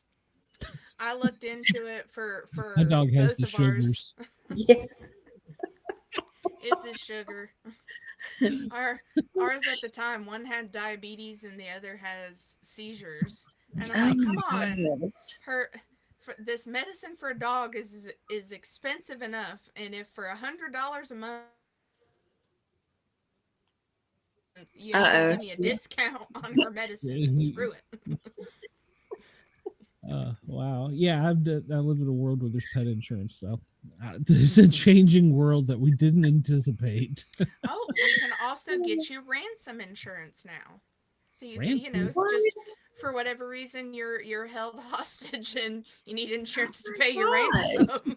Well, now I will tell you this: when I went to work for a certain fire department on the south side of Atlanta, the human resources lady said, "Take the gunshot insurance." I'm like, "What?" She's like, yeah. She's like, take the gunshot insurance. She goes, it pays $1,000 immediately per hold. I'm like, what? What did I sign up for? Oh my Just gosh. go ahead and shoot me 3 times in the leg. It's you're not covering my deductible. I was like, what? So I took it because my wife said I'd better, but you know how that is. Yeah. Yeah, It luckily I cracks me never up. had to use it. But my Oh my one coworker throws that out to all of our clients and talking about our insurance. We also offer ransom insurance, and I'm like, shut up! You don't gotta tell them. yeah, well, I guess in a bank world that would be a thing. So where's I'm like, we don't Yeah. live in DC. I don't think we have to worry about that. Come on out here to Nonesuch. Yeah. What's the name of that too? Good luck finding it. I tell everybody, if you feel like you're lost, just keep going. There's a You're place in almost Georgia there. called Between, and it's between Athens, Georgia, and Atlanta, 2 big cities, and it's called Between. Well, the place where I grew up was called Hometown, so Hometown was my hometown. That's pretty good. Interesting. Yeah, like, no, where are you from? Like, no, I'm from Hometown. Syren, did anyone else in your family do this, or were you I don't want to say the only crazy one that liked to get beat up? I was the black sheep of the family. She liked to That's be to the say, one what did your doing the parents beating. say about you come home and go, hey, you can't afford to pay for college, so I'm going to get beat up. Well, my parents were a lot older because my siblings were 16, 20, and 22 years older than me. So by the time I came along, my parents were just done. Just go out, So- run Do whatever you plain want. taxes. Just don't do drugs. Stay out of Pretty jail. much. When I graduated high school, I weighed 97 pounds and went home and told my mom I was going to be a wrestler. And she said, there's no way you can do this. So, of course, I had to prove her wrong. I was going to say, yeah, that was She it. just looks at your dad and is like, $30, it lasts a week. Right. See, this is all your fault. Well, the trainers tried to make it only last a week. My first 2 weeks in training, they dropped me on my head and gave me a concussion, tried to get me to quit. They didn't want to train a girl. That's crazy. Yeah. So they just taught me the very basics, what they had to teach me, and I wouldn't give up. So they had to finally just teach me the basics. And then when I started traveling with Jillian, when they shut down and moved, it's when I really started picking up things and more moves and everything. That's so cool. We had Emma Diaz, is that correct, Yep. Cheyenne? Yeah. She was just cut from NXT, and she was talking about the training and how difficult it was now. And she's training down in Miami. I think she just changed her name and she's something else now. I don't know. That seems to be the trend, but Yeah. and that's what she was talking about. The training is that they don't want to train like, the Yeah. big- so Yeah. well, and then, so I was going to say, and I know life after wrestling for a lot of people, they go and they write books, they do comic book. There's a couple that are comic book artists. Mhm. Here in Knox County, Tennessee, the big red retard is the mayor. Kane, right? Yeah. That's his name. Yeah, he's the wrestler in Knox County, here where my family is. So yeah, that is just. Did you think about this when you were doing it? What am I going to do after this? Not really. No. I never really planned on having kids. I think my son is actually on here listening. He knows. He knows. Sorry, Kurt. buddy. Sorry, son. We were going to drop you on your head and go out. So. Right. I never really planned on having kids. It was a huge surprise. So until that happened, I just thought I would keep wrestling, and that would be my life. So I tell him all the time, I'm like, you saved my life, because I may be dead today if I hadn't had you. Oh, that's true. Yeah, it's a hard life on the road all the time, and you eat junk all the time and get hurt. So who knows? You can Well, now, hey, only sustain so many concussions before. Right. but on the same hand, it's not easy being a mom either. So No, it's not. and so I mean, I've got a grandchild or two grandchildren, and one on the way, and I'm now like, nope, they're yours. Right.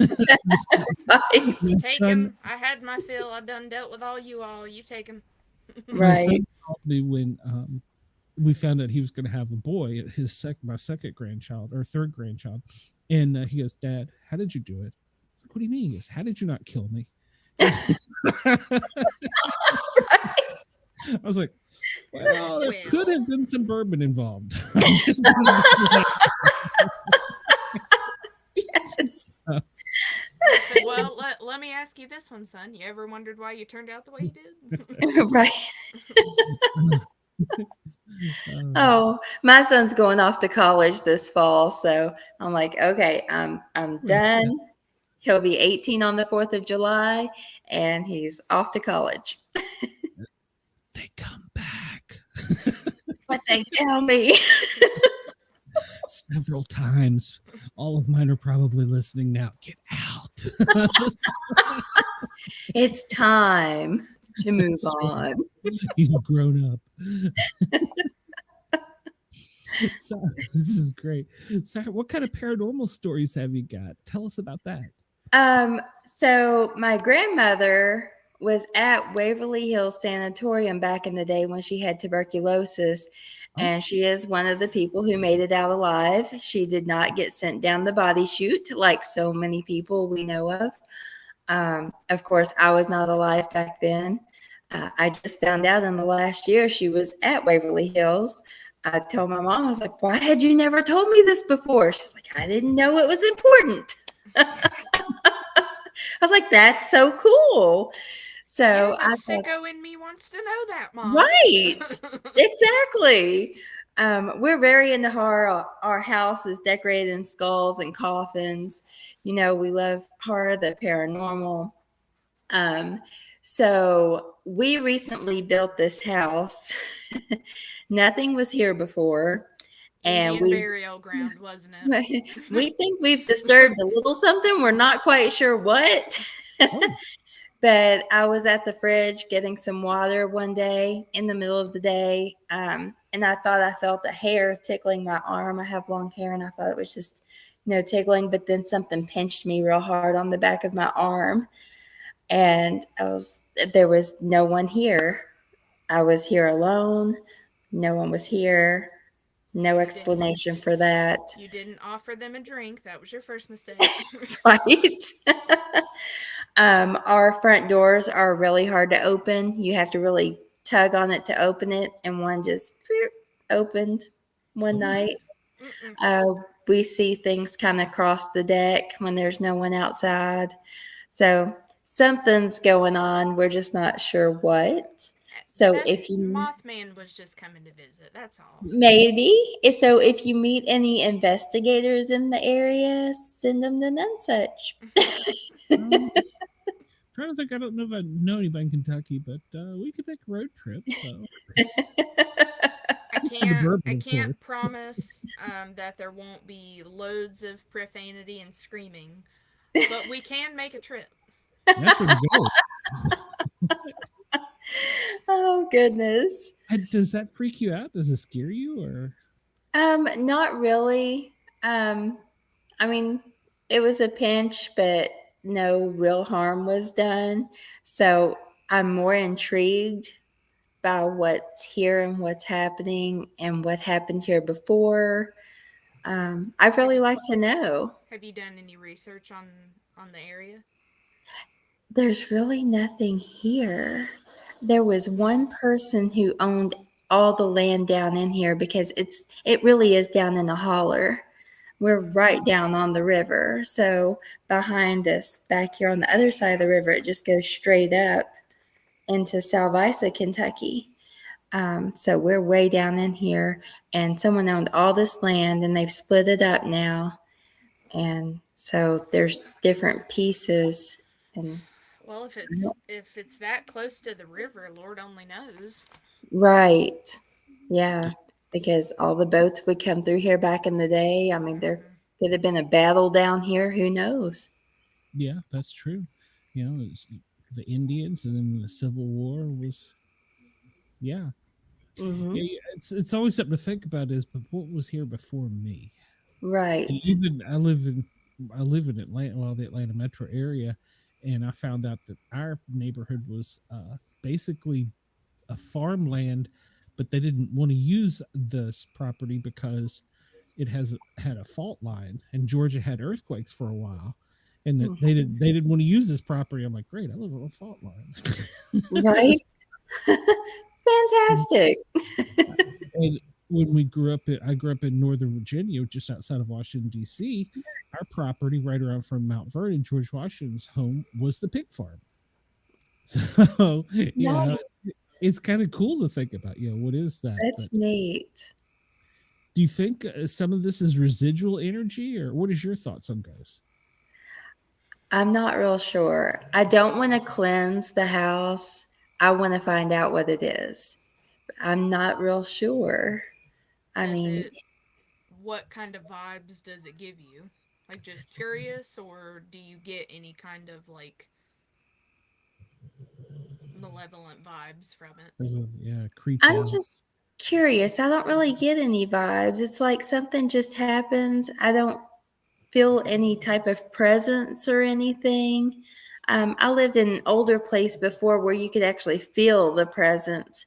And I did have a couple of people come investigate, and they both said it was an old woman in my son's room watching over him, and she didn't mean any harm. And you could feel her. Like, my son refused to stay there. He practically lived with my mom while I lived in this place.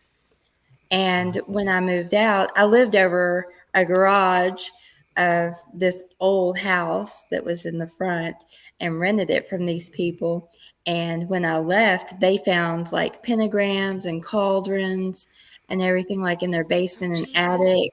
So, and there were like headstones outside, but not really plots. So I'm not sure what that was, but you could feel that. Yeah. You could almost sense something moving in there. And here you can't. You Okay. just catch a glimpse of something or feel a little something. Out of the corner of your eye, always there. Yeah. Well, Yeah. sounds like they more kind of pop in and out more than maybe the woman's Hmm. spirit did. Like, it's just like, ooh, what's this? Right. Well, Yeah. you were saying that it was in your son's room watching him. I interviewed Sophia. Gosh, is she the ghost girl? Ghost Is that host? Timberhill? Yeah, Temperhill. And Mhm.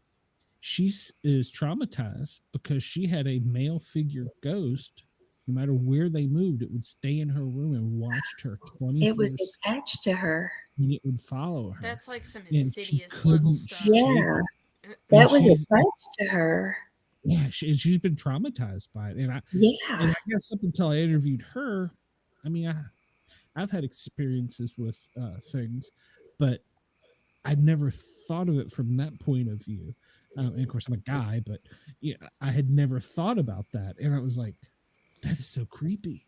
Right.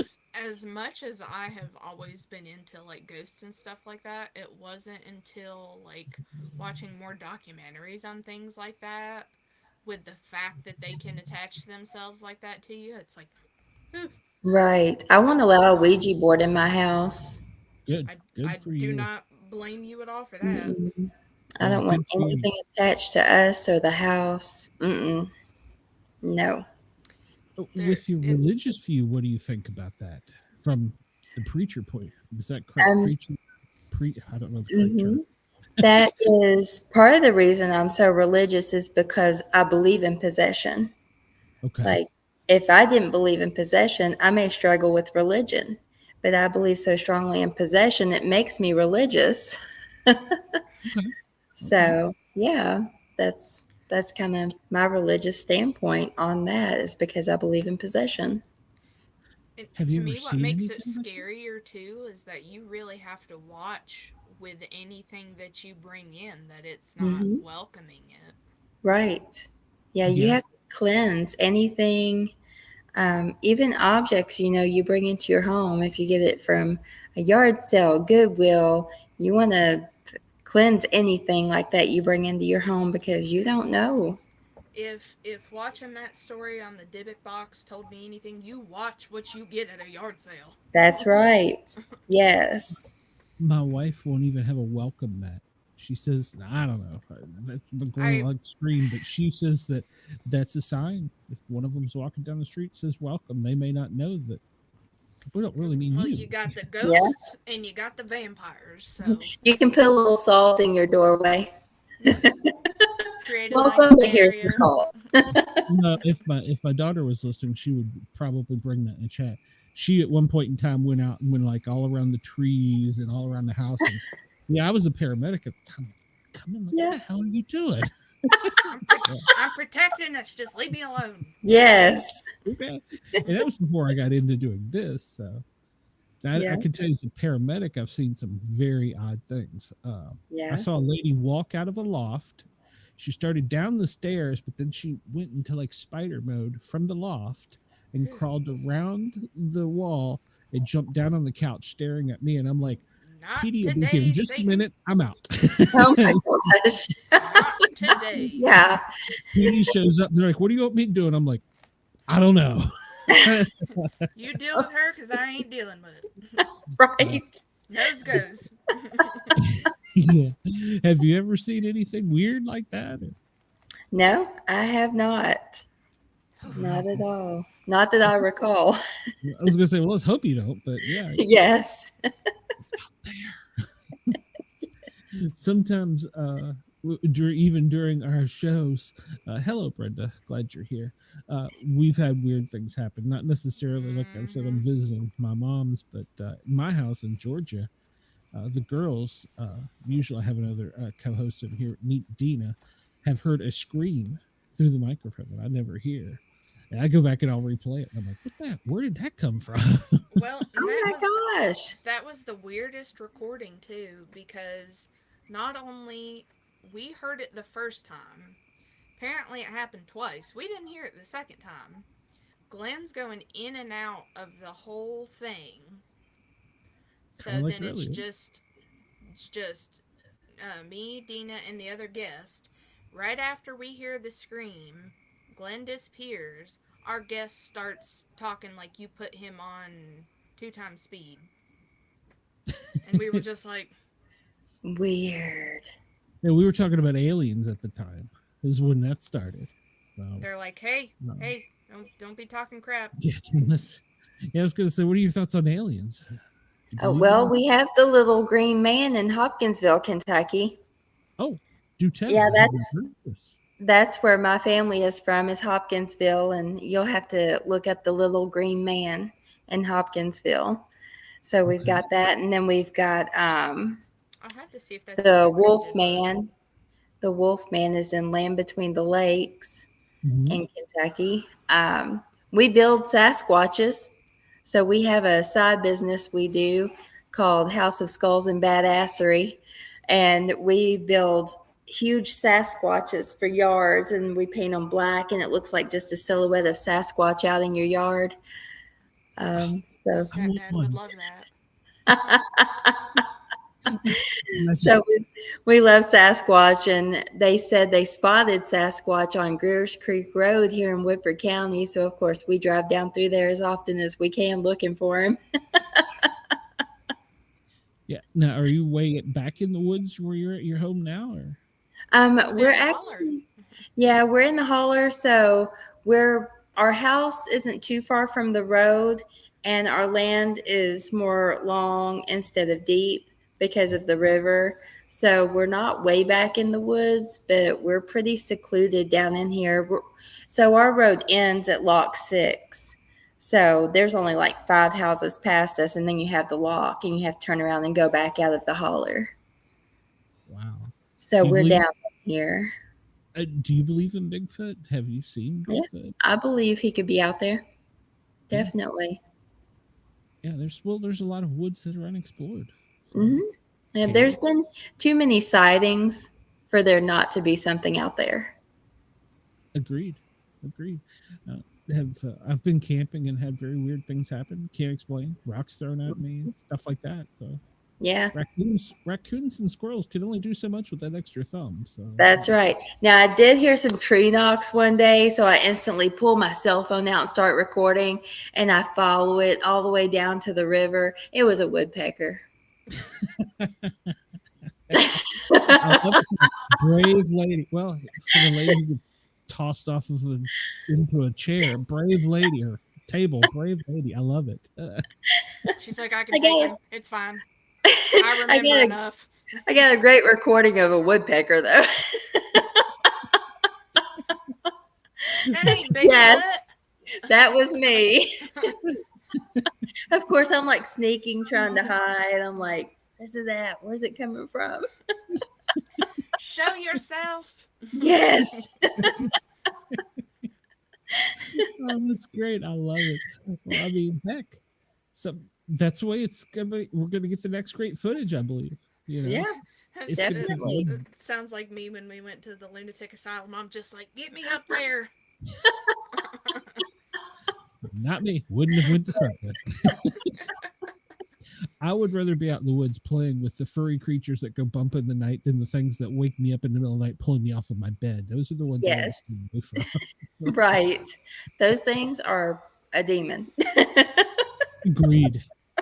Agreed. Do you believe? Well, it's an insane asylum, so I'm sure it's just lost souls. But Oh, yeah. could be. But what about like vampires? You mentioned the werewolf. Do you believe in vampires and werewolves? Or I got to meet some vampires what? Can you hook in, us in New Orleans. up? Okay. ooh, that's even better. Some We were going on a Louisianan vampires. cruise. We were leaving on a cruise out of New Orleans, and we went into this little shop and met a couple of vampires, and they actually invited us out that night. And I looked at my husband and I was like, this feels very Blade-like. Like they're inviting us to dinner, but we're going Were to be they the dinner. exceedingly charming? Yeah. So I was like, yeah, we're not going to this. Well, Were how do you they start very charming? Oh, extremely. Yeah. Yeah. Yeah. You'd be looking you in screwed. the eye? You'd be screwed. How does one go about introducing themselves as a vampire, though? Well, it was very odd. So I'm just walking through the shop, and they actually had a chair in the back where they could put fangs on you. Like they installed fangs on people. And I was like, we have to get out of here. I mean, it was a very odd feeling. And then they hand us this card and they're like, join us tonight. You know, we're going to do this. And it's kind of like a No. speakeasy. And I was like, oh, and that's when I was like, this feels like I'm in a Blade movie. There's going to be barbecue. Yeah, we're invited to dinner and we're their dinner. Wow. Oh, I have not heard a story like that. I like it though. I mean, I'm glad that you didn't go. No, I may not be here sitting here today. That's true. Well, I've got this one person that I don't know who they are, but we've exchanged messages back and forth for probably almost a year now. And he's a time traveling vampire. And I'm like, come on, dude, you time travel. You can nail down a date. You know what's gonna happen. Just scoot ahead in time, clear your schedule. It's fine. Right. So I can't. You should already know when you're going to meet. Yeah, he should have already had the show and seen how great it was. Yeah. So, Well, we have heard that apparently there are certain types of shows that they like to be on, and if it's not yes. Oh, I see. I'm not popular. genre specific to them, then they don't want to do it. I see. Well, from what I was I told, just we want to know have about too the much vampire fun. life. Yeah. Yeah, we have too much fun. We laugh and we talk about things. And I believe 100% there's Bigfoot out there. I believe there's things that go bump in the night. But at the same time, I like to have fun with it too, because I don't want to be that horror show, you know? Right. And that's the whole premise of the para are normal. We have people on here that not necessarily have had paranormal experiences, but you'd be surprised when we ask some of the questions, some of the stories we get. So I love it. Right. I love it. So, Syren, are you going to write a book about your life? It sounds like you should be. I've had so many people tell me to write a book. I kind of jot things down. I've never really put a book together though. Hey, you're getting ready to have a kid out of the house. You'll have plenty of time. That's right. I may have to finally sit down and put it together. As an empty nester, you'll find a lot of things to do. So you will not be any less busy. I have a friend who's wanting me to kind of get into the insurance business. There's like a new insurance out where you have living benefits. So you can actually like get your benefit early. Like if you get cancer or something, they'll help you pay your bills. They just write you one big lump sum check. So you don't actually have to wait until you die to get your money when you don't need it. I will tell you, it is a difficult process. Depending on what type of insurance you're getting into. It is not an easy testing process. Right. And hopefully I'll have some time to work with it and see if it's something I'm interested in. But I'm always looking for different things to get into.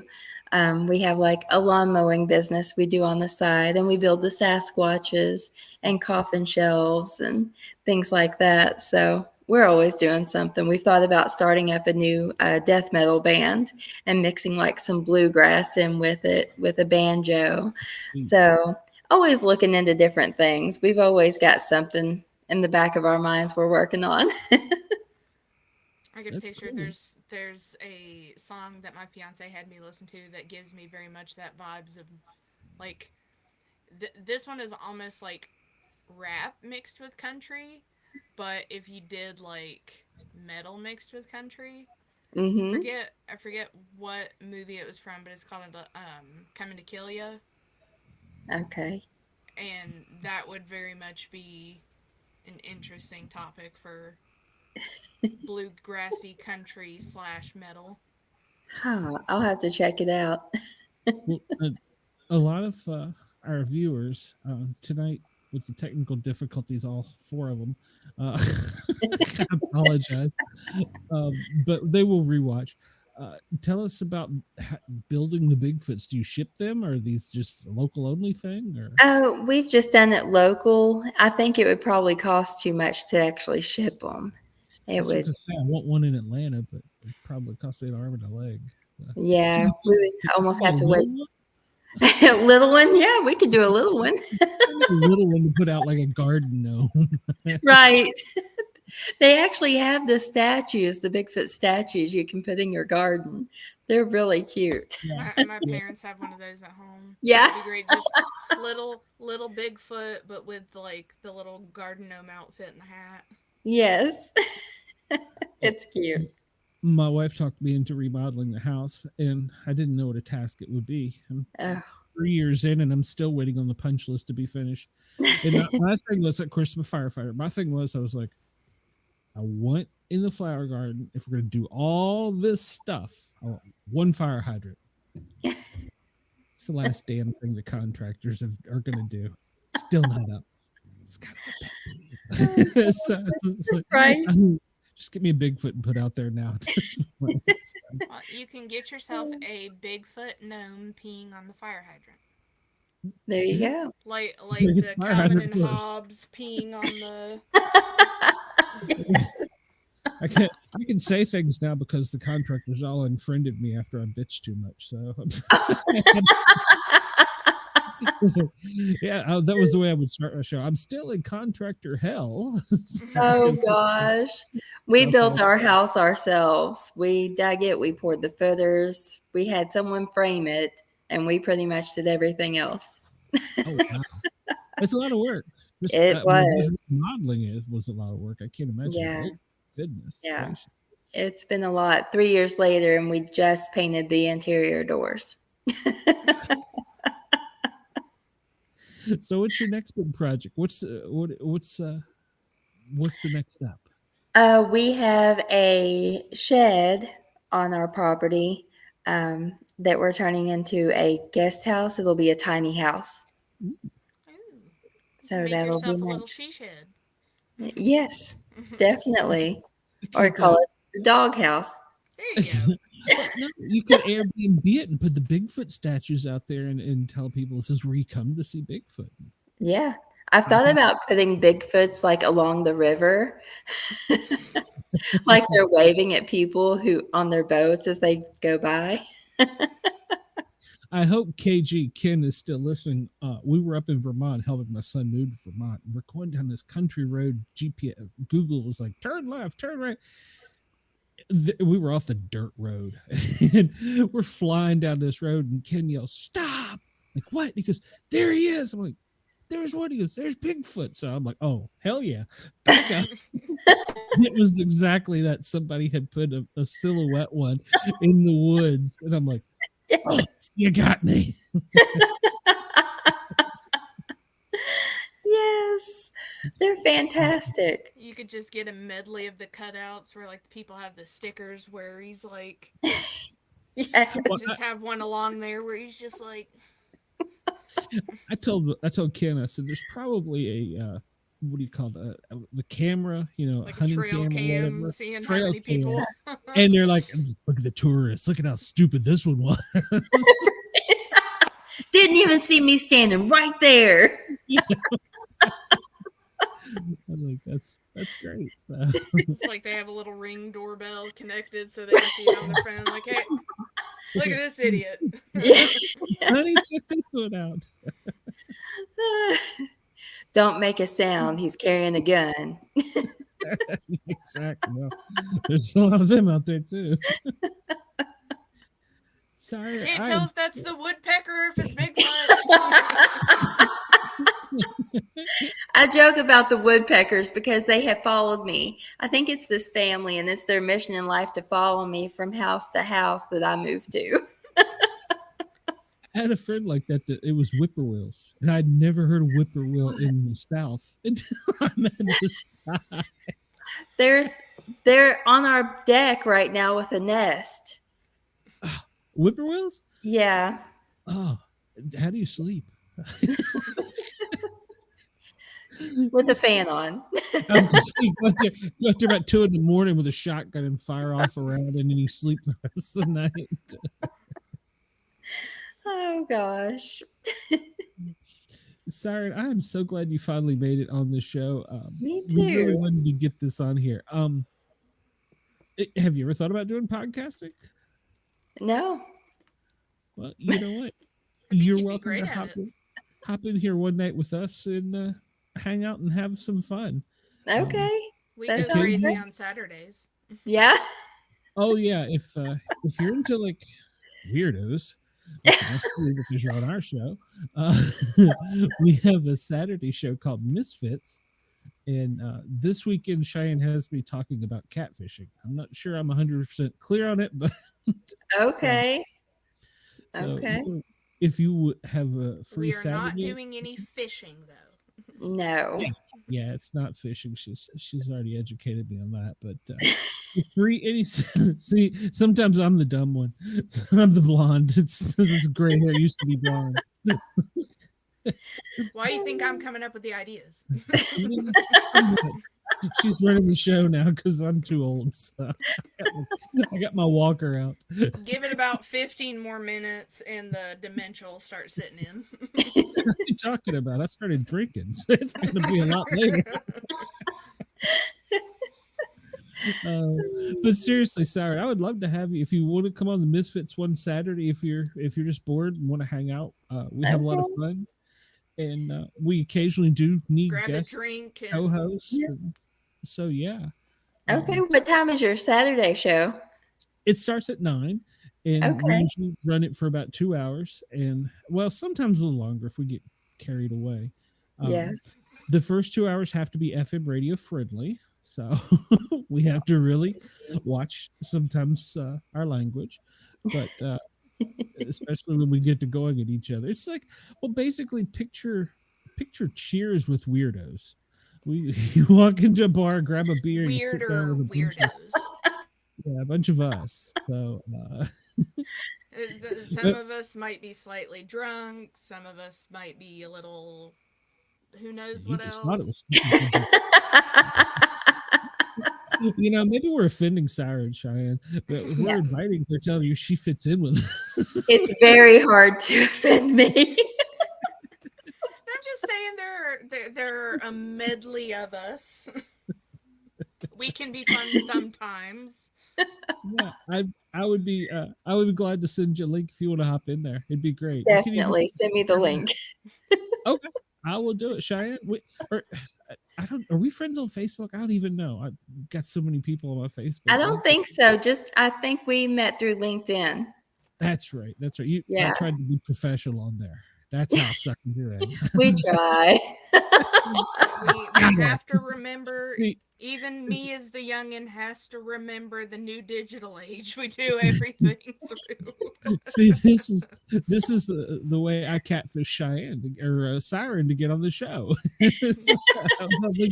We're a great show. We're very professional. We're so Strictly professional. That's it. I love it. I'm very laid back, low key. I mean, I love it. Well, we welcome you. All right, well, I'm gonna let you get out of here because we've kept you longer than I said we would.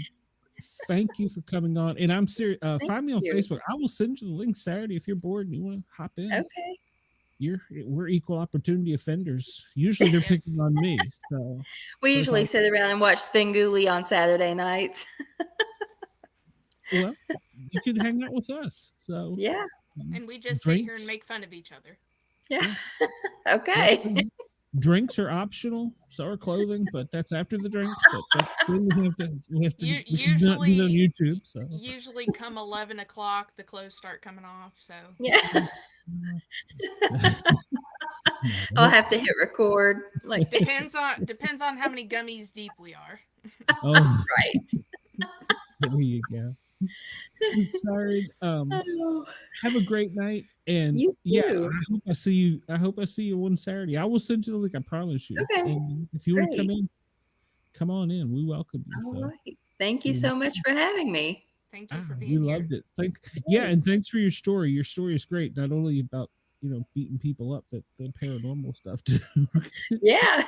It's the best of all the worlds. I'm in love. So. All right, Syren. Well, you have a great night, and all we will right. You too. Thank you so much. Thank you. Yes, ma'am. Bye-bye. Bye-bye. That was a great show. I love her. Bye-bye. That was a great show. We couldn't go out on Jurg's radio. My camera kept cutting in and out. And then it just stopped. You were overdue for your meeting in the third dimension. Well, I was messaging in the chat. I was like, "Can anybody see this?" I didn't. Am I didn't lying? see that till a little bit ago. Me and him were just. Yeah, well, the show was still going on. So. I was like, I don't know what's happening. He's like, I'm just rolling with it. Well, even Ross is messaging me. He's like, I hear some of it, but you're not live. And I'm like, I don't know what I'm doing. I mean, well, I really don't know what I'm doing, but I don't know what was wrong. I'm not in my element. Cut me some slack. I don't know. He said we'd work on it later, so probably not tonight though. But that was a great show. Yeah. We're gonna have to have Adam back because I did really like the idea of the book he's doing. I like the premise, and I really like how he's going about it. I feel like it's breaking traditional comic book norms, even though it's like a graphic novel. It's not like a traditional comic book. But I'm like, yes. Well, I told him, I was like, I'm glad to see somebody doing that, because I have kind of thought about things along that for a while, but it's kind of like, no, you got to stick to traditional comic book norms. So I really like the idea that he has. Like him and I were talking about like a couple different ideas along the same thing that he's also done, and I'm like, I love that. I love to see that somebody's doing that.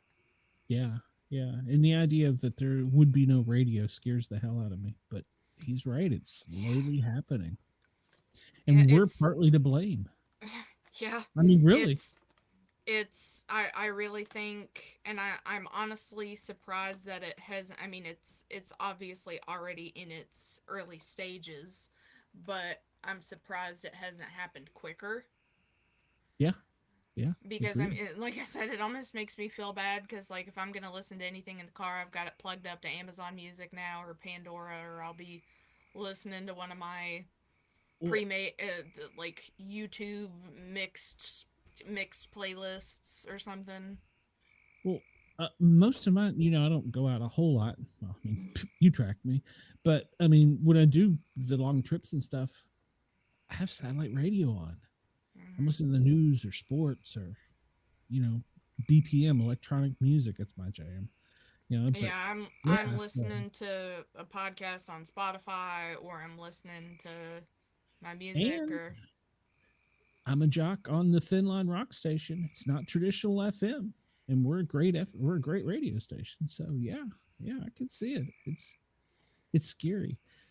it'll come about like um cassette to CD to like Yeah, everything's on he made streaming, that and point. then He said, "I saw the entire cassette era," or I don't think he called it era, but and I'm thinking in the back of my head, going, "Yeah, so did I."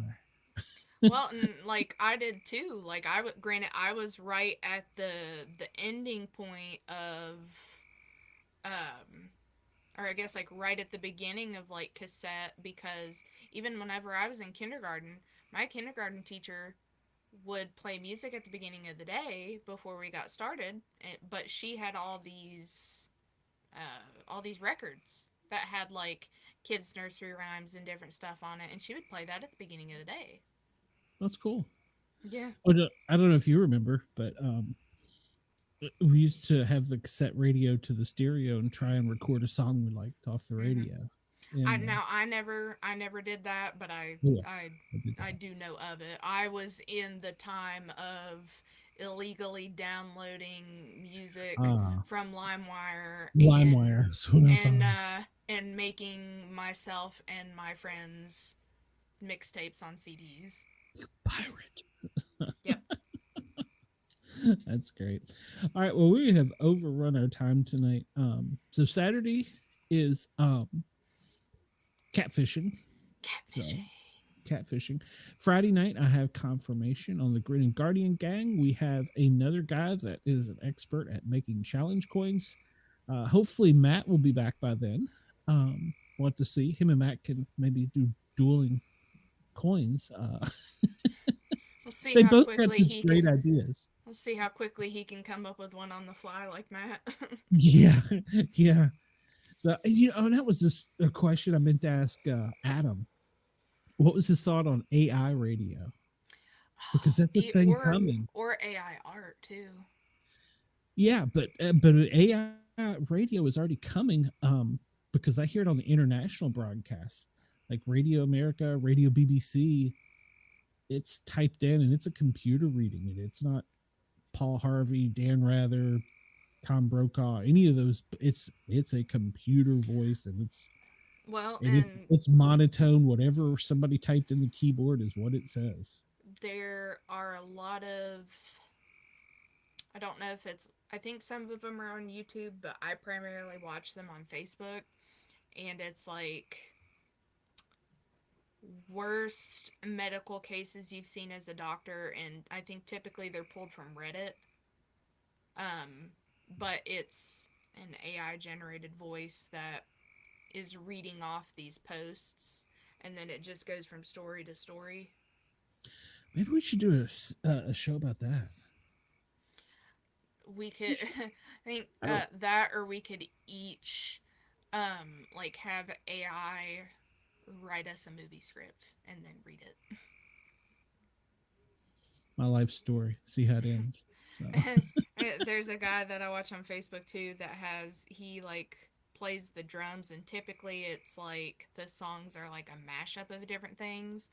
But the last couple that I've seen of him is he's had AI write him a song about something. Like the last one was like he had AI write him a country song about, I forget what it was, but it was called Silky Smooth, and it was about this country guy who his like best friend dared him to wax his balls. What? And I've AI run that wrote him a EMS song call. about it. All right. Well, I was looking ahead on the schedule for next week. We've got a couple surprise guests, so I'm just going to leave it at that. All right. On the Paranormal Guys, Tuesday and Thursdays, Thin Line Rock Station, I will be cranking out some tunes. We'll be doing Crazy Town Butterfly for recognition of the lead singer who passed away. And of course, we're going to have a little Rocky Top because, well, the Vols won the College Baseball World Series. So we will have that. You going to be anywhere, Cheyenne? I will be here. Well, that's where we want you because we love you. And mentally preparing myself for the following week. Well, you can tell us all about it, Misfits. Guys and gals that stuck with us through the whatever, I don't even know what they're called, technical difficulties, thank you. So we will see everybody in the near future. Have a great night.